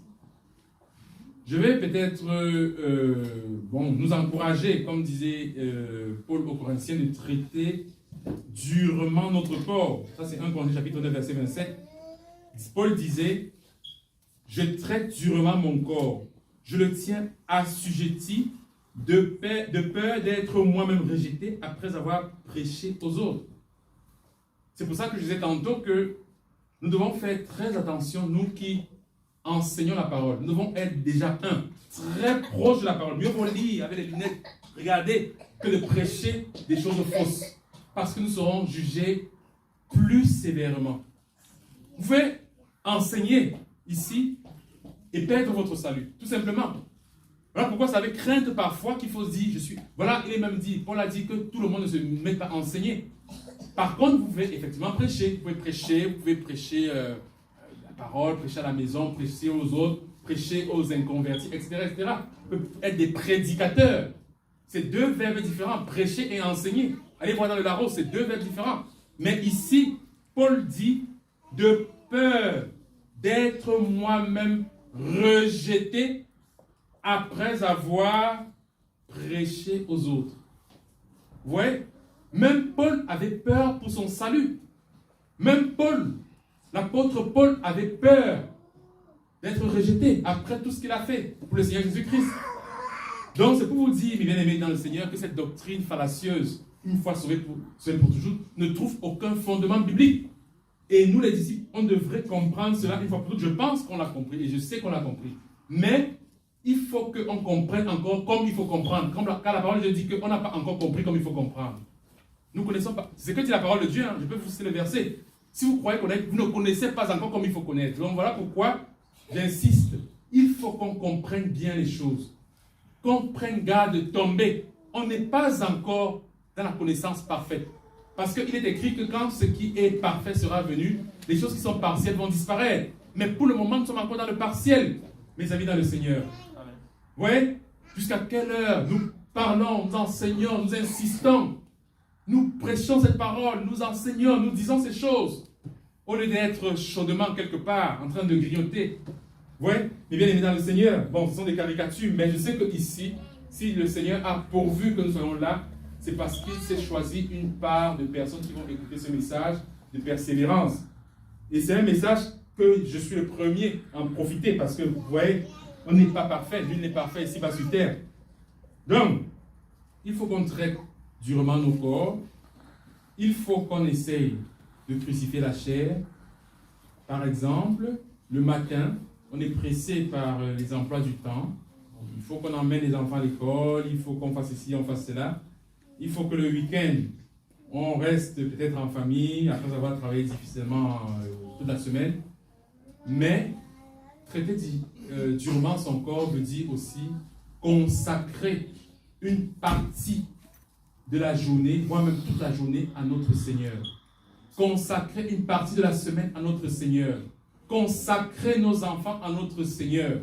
Il faut que comme Job, nous prenons le temps, le matin avant que les enfants n'aillent, ou bien avant que nous-mêmes nous ne fassions quoi que ce soit, nous remettons tout entre les mains du Seigneur. Ça peut prendre 1 minute, comme ça peut prendre 20 secondes, comme ça peut prendre 30 minutes, selon que l'Esprit nous pousse. Mais ne soyons pas paresseux, ne soyons pas tièdes, comme disait le Seigneur Jésus-Christ, a dit, je suis religieux, je laisse faire. Ce n'est pas possible dans les disciples de Jésus-Christ. Donc il faut traiter son corps durement, au point où quand j'ai sommeil le soir, je suis fatigué, je passe quand même le temps dans la présence du Seigneur, je prie, je laisse l'Esprit prendre le contrôle, crucifier la chair, je prie pour les frères, je prie pour de bien-aimés frères, Roland, le frère Doval, je prie pour tous mes frères dans le monde entier, je prie pour ceux qui sont dans les prisons, qui invoquent le nom de l'Éternel. Ils ne me connaissent pas, je ne les connais pas, mais je prie pour eux. Les sidérins, les malades, sont les couloirs de la mort. Il y en a plein qui n'attendent que nos prières.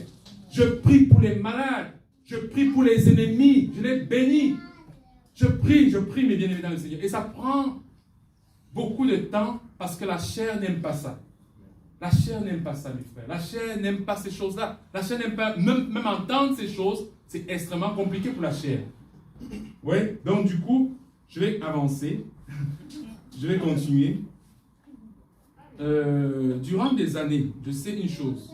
Durant toute sa vie sur terre, Paul faisait beaucoup de choses avec crainte. Paul, c'est je peux dire notre grand frère dans la foi parce que il a dit, soyez mes imitateurs comme je suis imitateur moi-même de Jésus-Christ. Durant des années, Paul avait peur pour son âme. Tout ce que Paul, quand je lis les épîtres de Paul, je vois qu'il n'avait pas encore cette sécurité éternelle de la doctrine, une fois sauvé, sauvé pour toujours. On appelle aussi cette doctrine sécurité éternelle. Il n'avait pas encore cette sécurité. Et il disait qu'il faut tenir son corps assujetti. Il disait aux Philippiens, ce n'est pas que j'ai déjà remporté le prix ou que j'ai déjà atteint la perfection. Philippiens chapitre 3 verset 12 à 14.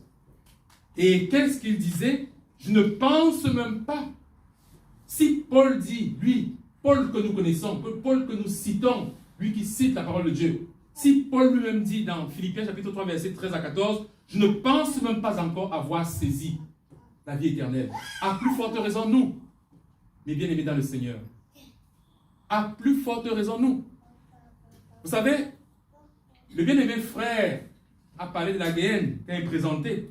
Ce n'est pas un mirage. Ce n'est pas une illusion. Ce n'est pas un conte. Ce n'est pas une fable. Ce n'est pas une imagination. Pour avoir une idée, essayez un peu de vous intéresser de ce que c'est que la géothermie. La géothermie, c'est une science qui consiste à constater scientifiquement que la Terre, telle qu'elle est, a un noyau. Et le noyau de la Terre, c'est un noyau qui est chaud.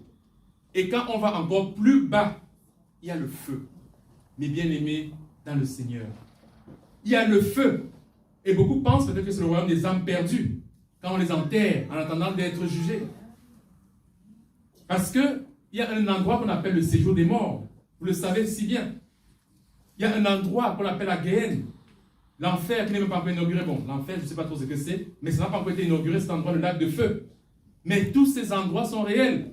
On ne peut pas blaguer avec nos âmes. Ce n'est pas une blague que nous soyons là tous les dimanches à prêcher, à parler, à essayer de parler de repentance, de sanctification, de la croix, de la persévérance des saints, de toutes ces doctrines qui nous sont enseignées, qui sont la doctrine de Jésus-Christ par les frères et sœurs pendant ces années.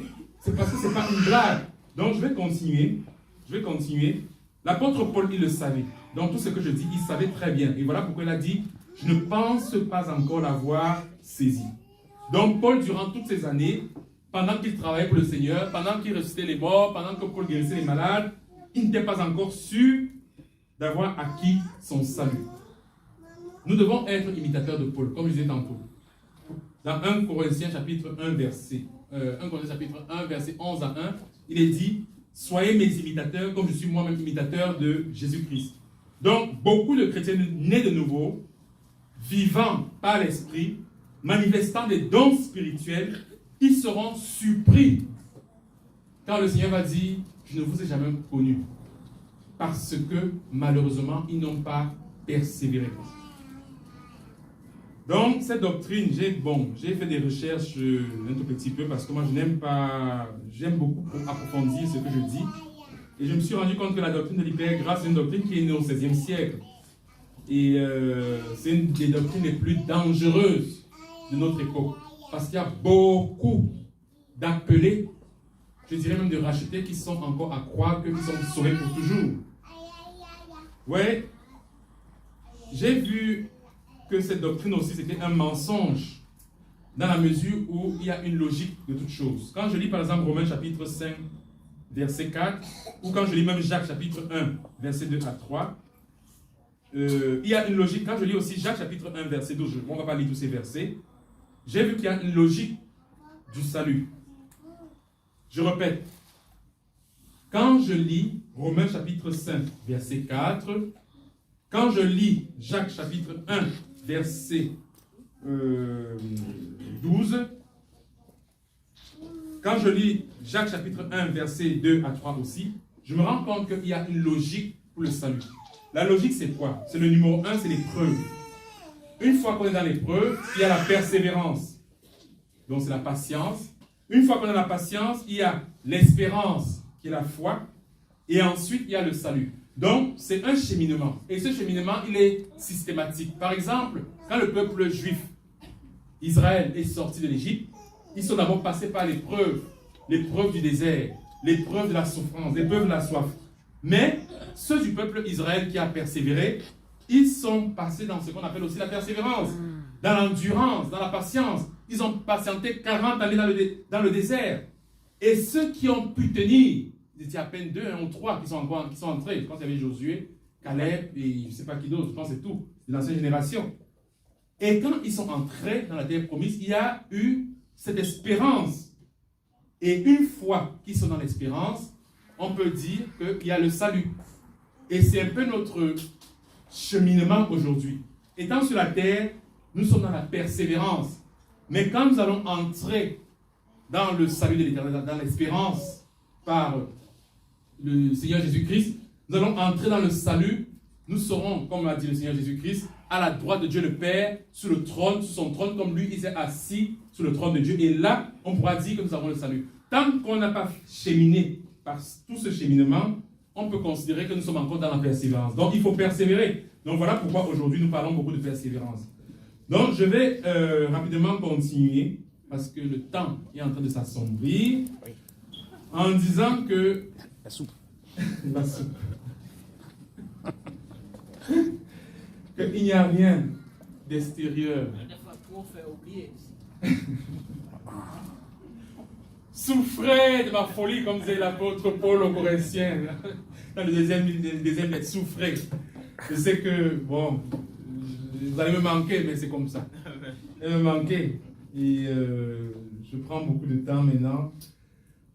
J'ai vu une chose, c'est que dans la parole de Dieu, rien ne peut nous enlever la gloire que nous avons en notre Seigneur Jésus-Christ. Rien ne peut nous ravir notre salut. Rien d'extérieur, aucune puissance, ni dans les mers, ni sur la terre, ni dans le ciel, ni dans aucun endroit ne peut nous ravir de notre salut. Mais, j'ai aussi vu que nous avons, nous, les êtres humains, le libre arbitre. Dieu nous a donné ce qu'on appelle le libre arbitre. Cela veut dire que quoi? Cela veut dire que ce sont nos propres choix, nos propres désirs, nos propres tendances qui peuvent nous conduire à la chute. Ce sont nos propres cheminements, notre propre conscience, notre propre motif de vie. Tu peux dire, bon voilà, demain, je vais non pas choisir un métier bizarre qui ne plaît pas à Dieu.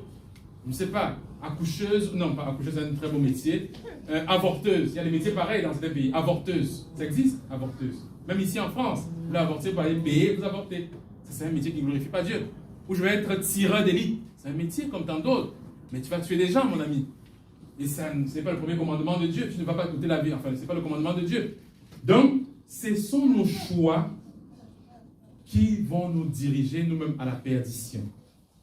C'était le cas de Nadab et Abihu dans Lévitique chapitre 10, versets 1 à 20, dont les fils de Aaron, sacrificateurs, le grand sacrificateur devant l'Éternel, ils ont apporté un feu étranger. Et nous savons tous ce qui sont arrivés aux deux enfants de Aaron. Ils sont morts, frappés sur place. Le feu étranger aujourd'hui, c'est des mauvaises doctrines, c'est des fausses doctrines. Le feu, c'est la parole de Dieu.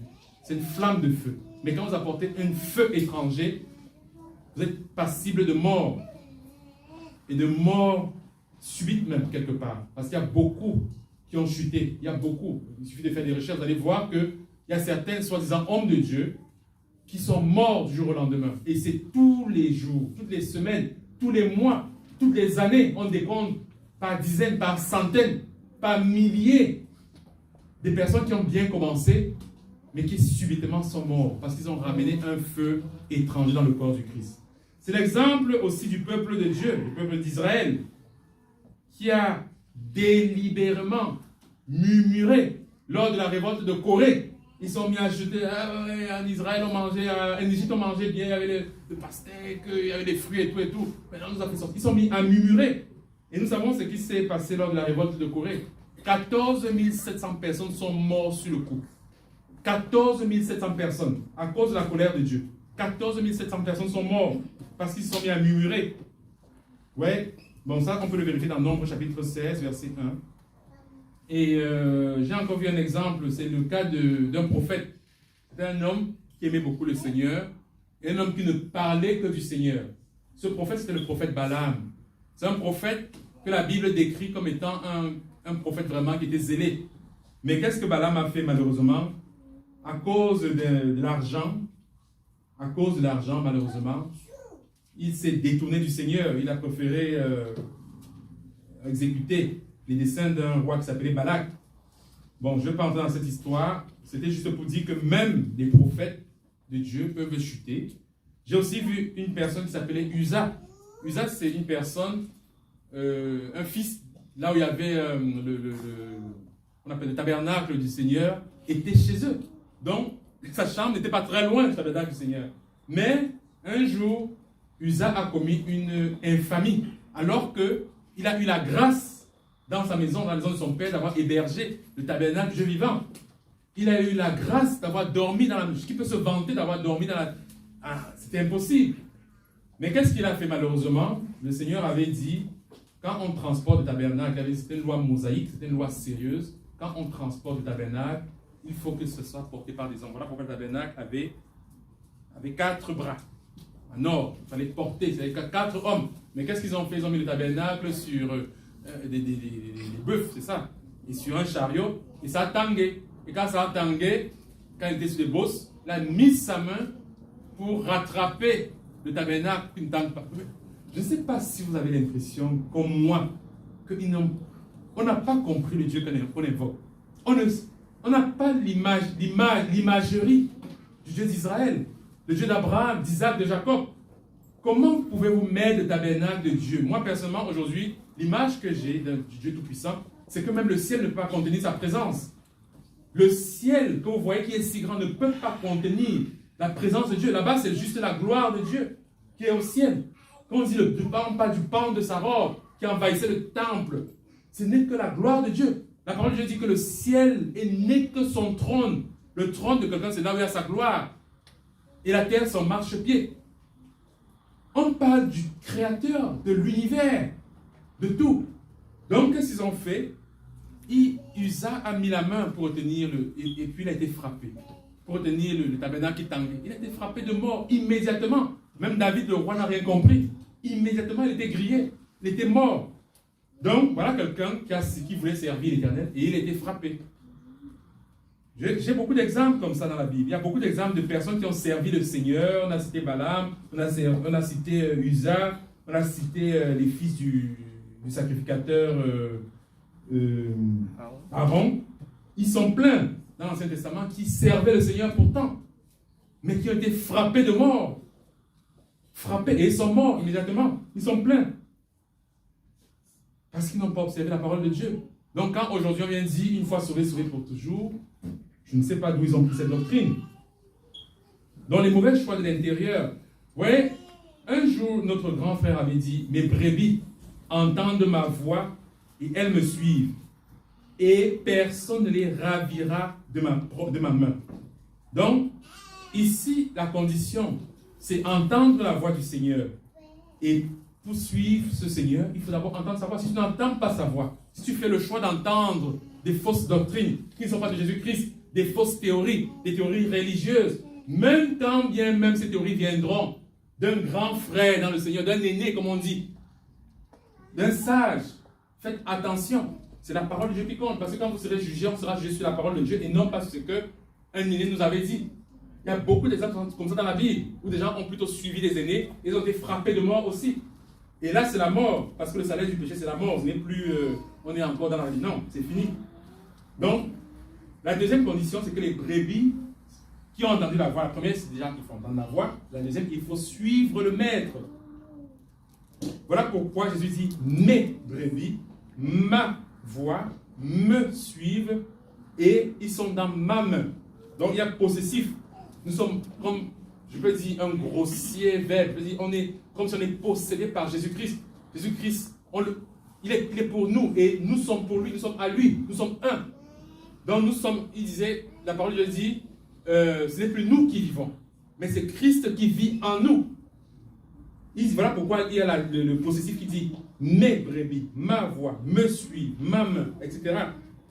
Donc c'est toujours dans ce sens que je dis la persévérance, l'endurance, la patience, la constance sont le caractère même ici de Jésus-Christ. Il doit continuer à persévérer, quels que soient les vents et tempêtes. Bon, je vais encore prendre quelques versets.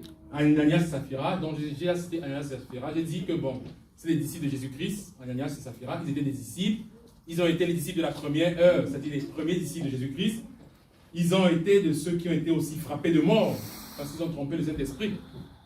Donc vous voyez, et il y a des gens qui disent que Ananias et Saphira sont peut-être sauvés, ils sont au paradis, ils sont près de Dieu, mais c'est faux, parce que la parole de Dieu dit que tous les menteurs, leur part sera dans l'étang ardent de feu et de soufre, ce qui est la seconde mort. Or, Ananias et Saphira, ils ont menti le Saint-Esprit par rapport aux biens qu'ils ont vendus. Ils ont gardé une partie de l'argent, donc ça veut dire qu'ils ont menti le Saint-Esprit, donc ça veut dire qu'ils ne sont pas dans la présence de l'Éternel, sauf si Dieu les a souverainement fait une grâce spéciale. Oui. Donc, il y a beaucoup d'exemples comme ça, et moi, je suis un peu offusqué. Parce qu'il y a une doctrine que malheureusement, beaucoup de disciples de Jésus-Christ, beaucoup de faux disciples, beaucoup de chrétiens, beaucoup de faux chrétiens, beaucoup d'appelés, beaucoup de faux appelés, beaucoup d'élus, beaucoup de rachetés, pensent que une fois que je suis sauvé pour toujours.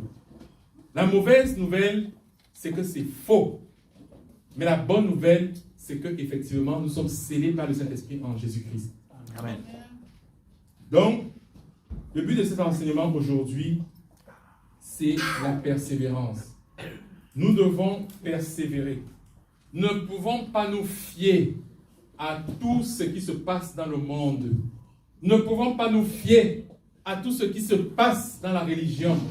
Nous ne pouvons pas nous fier à tout ce qui se passe dans l'apostasie de ce monde.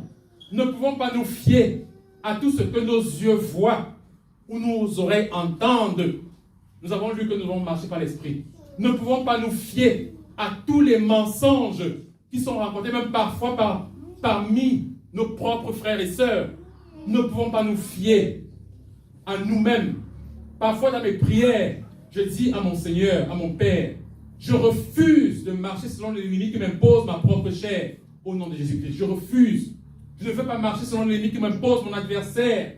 Je refuse de marcher selon les limites que m'impose l'esprit de ce monde. Je refuse au nom de Jésus-Christ. Et je le proclame haut et fort. Nous ne pouvons pas nous fier à ce que nous entendons. Mais nous pouvons juste nous fier à ce que dit la parole de Dieu. Car le psaume nous a bien dit, la parole de Dieu est une lampe à nos pieds et une lumière sur nos sentiers. Mais bien aimés dans le Seigneur, là sont les nouvelles du royaume des cieux. Nous avons été connectés aux ondes du royaume des cieux. Nous avons entendu la parole de la persévérance. Nous savons ce qui se passe dans le monde. Nous savons qu'aujourd'hui, il y a des choses qui ne se sont même pas passées à l'époque de Noé. Parce que le Seigneur a dit que ça sera comme à l'époque de Noé, à son retour. Mais le dehors est très mauvais. Je partageais encore avec certains amis un mariage qui était curieux. C'est une fille qui s'est mariée avec un pont. Et cela a été approuvé avec un pont. Donc aujourd'hui, on ne se marie plus avec les animaux. On ne se marie plus avec homme, femme, homme. On ne se marie plus une femme, 3 hommes ou des choses semblables. Maintenant, on se marie avec des objets. Elle a dit, j'aime ce pont. Ce pont me donne de la sécurité. Elle a mis l'anneau sur le pont. Et ils se sont mariés. Et les gens ont approuvé. Vous voyez? Et petit à petit, encore dans le monde entier, nous sommes témoins des choses que nous entendons de la part du Japon et des États-Unis. Une doctrine qui consiste à se marier avec soi-même. Bon, Stromae a voulu apporter ça en France. Ce n'est pas encore dans les mœurs, ce n'est pas encore passé, mais ça va venir. Il est venu sur scène, il était mi-homme, mi-femme. Bon, c'est des choses que nous voyons, ce sont des prémices de l'antéchrist. Nous entendons parler de ce qui se passe aussi du côté d'Israël. Nous voyons que ça s'active du côté du féminisme. Ce sont les nouvelles, hein, ce sont les petites nouvelles comme ça. Tout ça pour dire que le monde est mauvais. Le monde est dehors est très très mauvais. Comme disait notre Seigneur Jésus-Christ, petit troupeau, restez fermes. Les temps sont durs. Les ténèbres sont sur la terre. Et je voudrais encore, vraiment avec... Il y a des fois, il faut filmer aussi. Tu peux filmer. Mais qu'est-ce qu'il m'a mis? Environ de 15 heures. Il a terminé le matin d'après. Il était à peu près 10 heures. Et ce jour-là, je me rappelle, la parole de Dieu nous enseigne qu'il y a un qui est tombé de mort. Ah, oui. On l'a ressuscité parce que c'est très long, très très long. Mais moi, souffrais que j'aime mes frères et sœurs et que j'ai envie que ça dure. Mais c'est vrai aussi que le temps tombe. La nuit est en train de tomber, il va falloir rentrer. Et je veux que vous priez pour nous. Parce que je sais une chose, c'est que l'Esprit m'annonce déjà que ça va pas être facile. Il y aura beaucoup de tribulations, beaucoup de combats. Et sans vos prières, vous savez, le Seigneur nous a dit une chose, c'est que la prière du juste est d'une grande efficacité. Et peut-être on ne se rend pas compte. Et je voudrais vraiment que, malgré notre absence, que le Seigneur garde l'Assemblée dans la persévérance qu'il m'a mis à cœur de parler aujourd'hui. Amen. Que le Seigneur permette que chacun des frères, dans les persécutions, les attaques, les épreuves, garde toujours la sainte doctrine comme étant la clé de toute résolution au problème. Que nous persévérons dans la sainte doctrine, quels que soient les vents et les marées. Et j'avais aussi dit une chose avec les frères, quand j'ai changé, c'est que il va falloir penser à organiser l'assemblée avec le modèle. Comme disait Paul, il nous a appris un modèle. Il faut qu'il y ait dans l'assemblée un diacre ou des diacres, des diaconesses aussi, parce que les femmes peuvent aussi organiser le diaconat. Ça veut dire une femme qui prend le devant, qui motive les frères, allez son téléphone, allez évangéliser, par cela, allez prêcher. Et prêcher, soyez ordonnés. Une femme qui ordonne ou un homme qui est diacre dans l'assemblée, c'est nécessaire parce que c'est le modèle que Paul nous a montré et c'est le modèle que Jésus-Christ approuve. Donc il faudra que, on y pense sérieusement. Il faut qu'on marche selon l'esprit, par l'esprit. Il faut qu'on considère ce qui arrive aux autres comme étant une grâce, parce que tout n'est que grâce. Je prends l'exemple, par exemple, de ce qui se passe avec notre frère à Montréal, Roland. Tout n'est que grâce. Et qui sait si, au travers de ce qui arrive à son épouse, ce n'est pas pour nous enseigner. Parce que la parole de Dieu dit que toute chose concourt au bien de ceux qui croient en Dieu. Et si nous croyons en Dieu, même ce qui arrive concourt à notre bien. Vous voyez? Donc je prie le Seigneur que le Seigneur travaille encore beaucoup, mais surtout qu'il nous garde, qu'il nous bénisse et qu'il bénisse toutes les familles ici présentes et ceux qui n'ont pas pu être là. Amen. Que Dieu vous bénisse mes frères. Alléluia. Gloire à Dieu. Amen.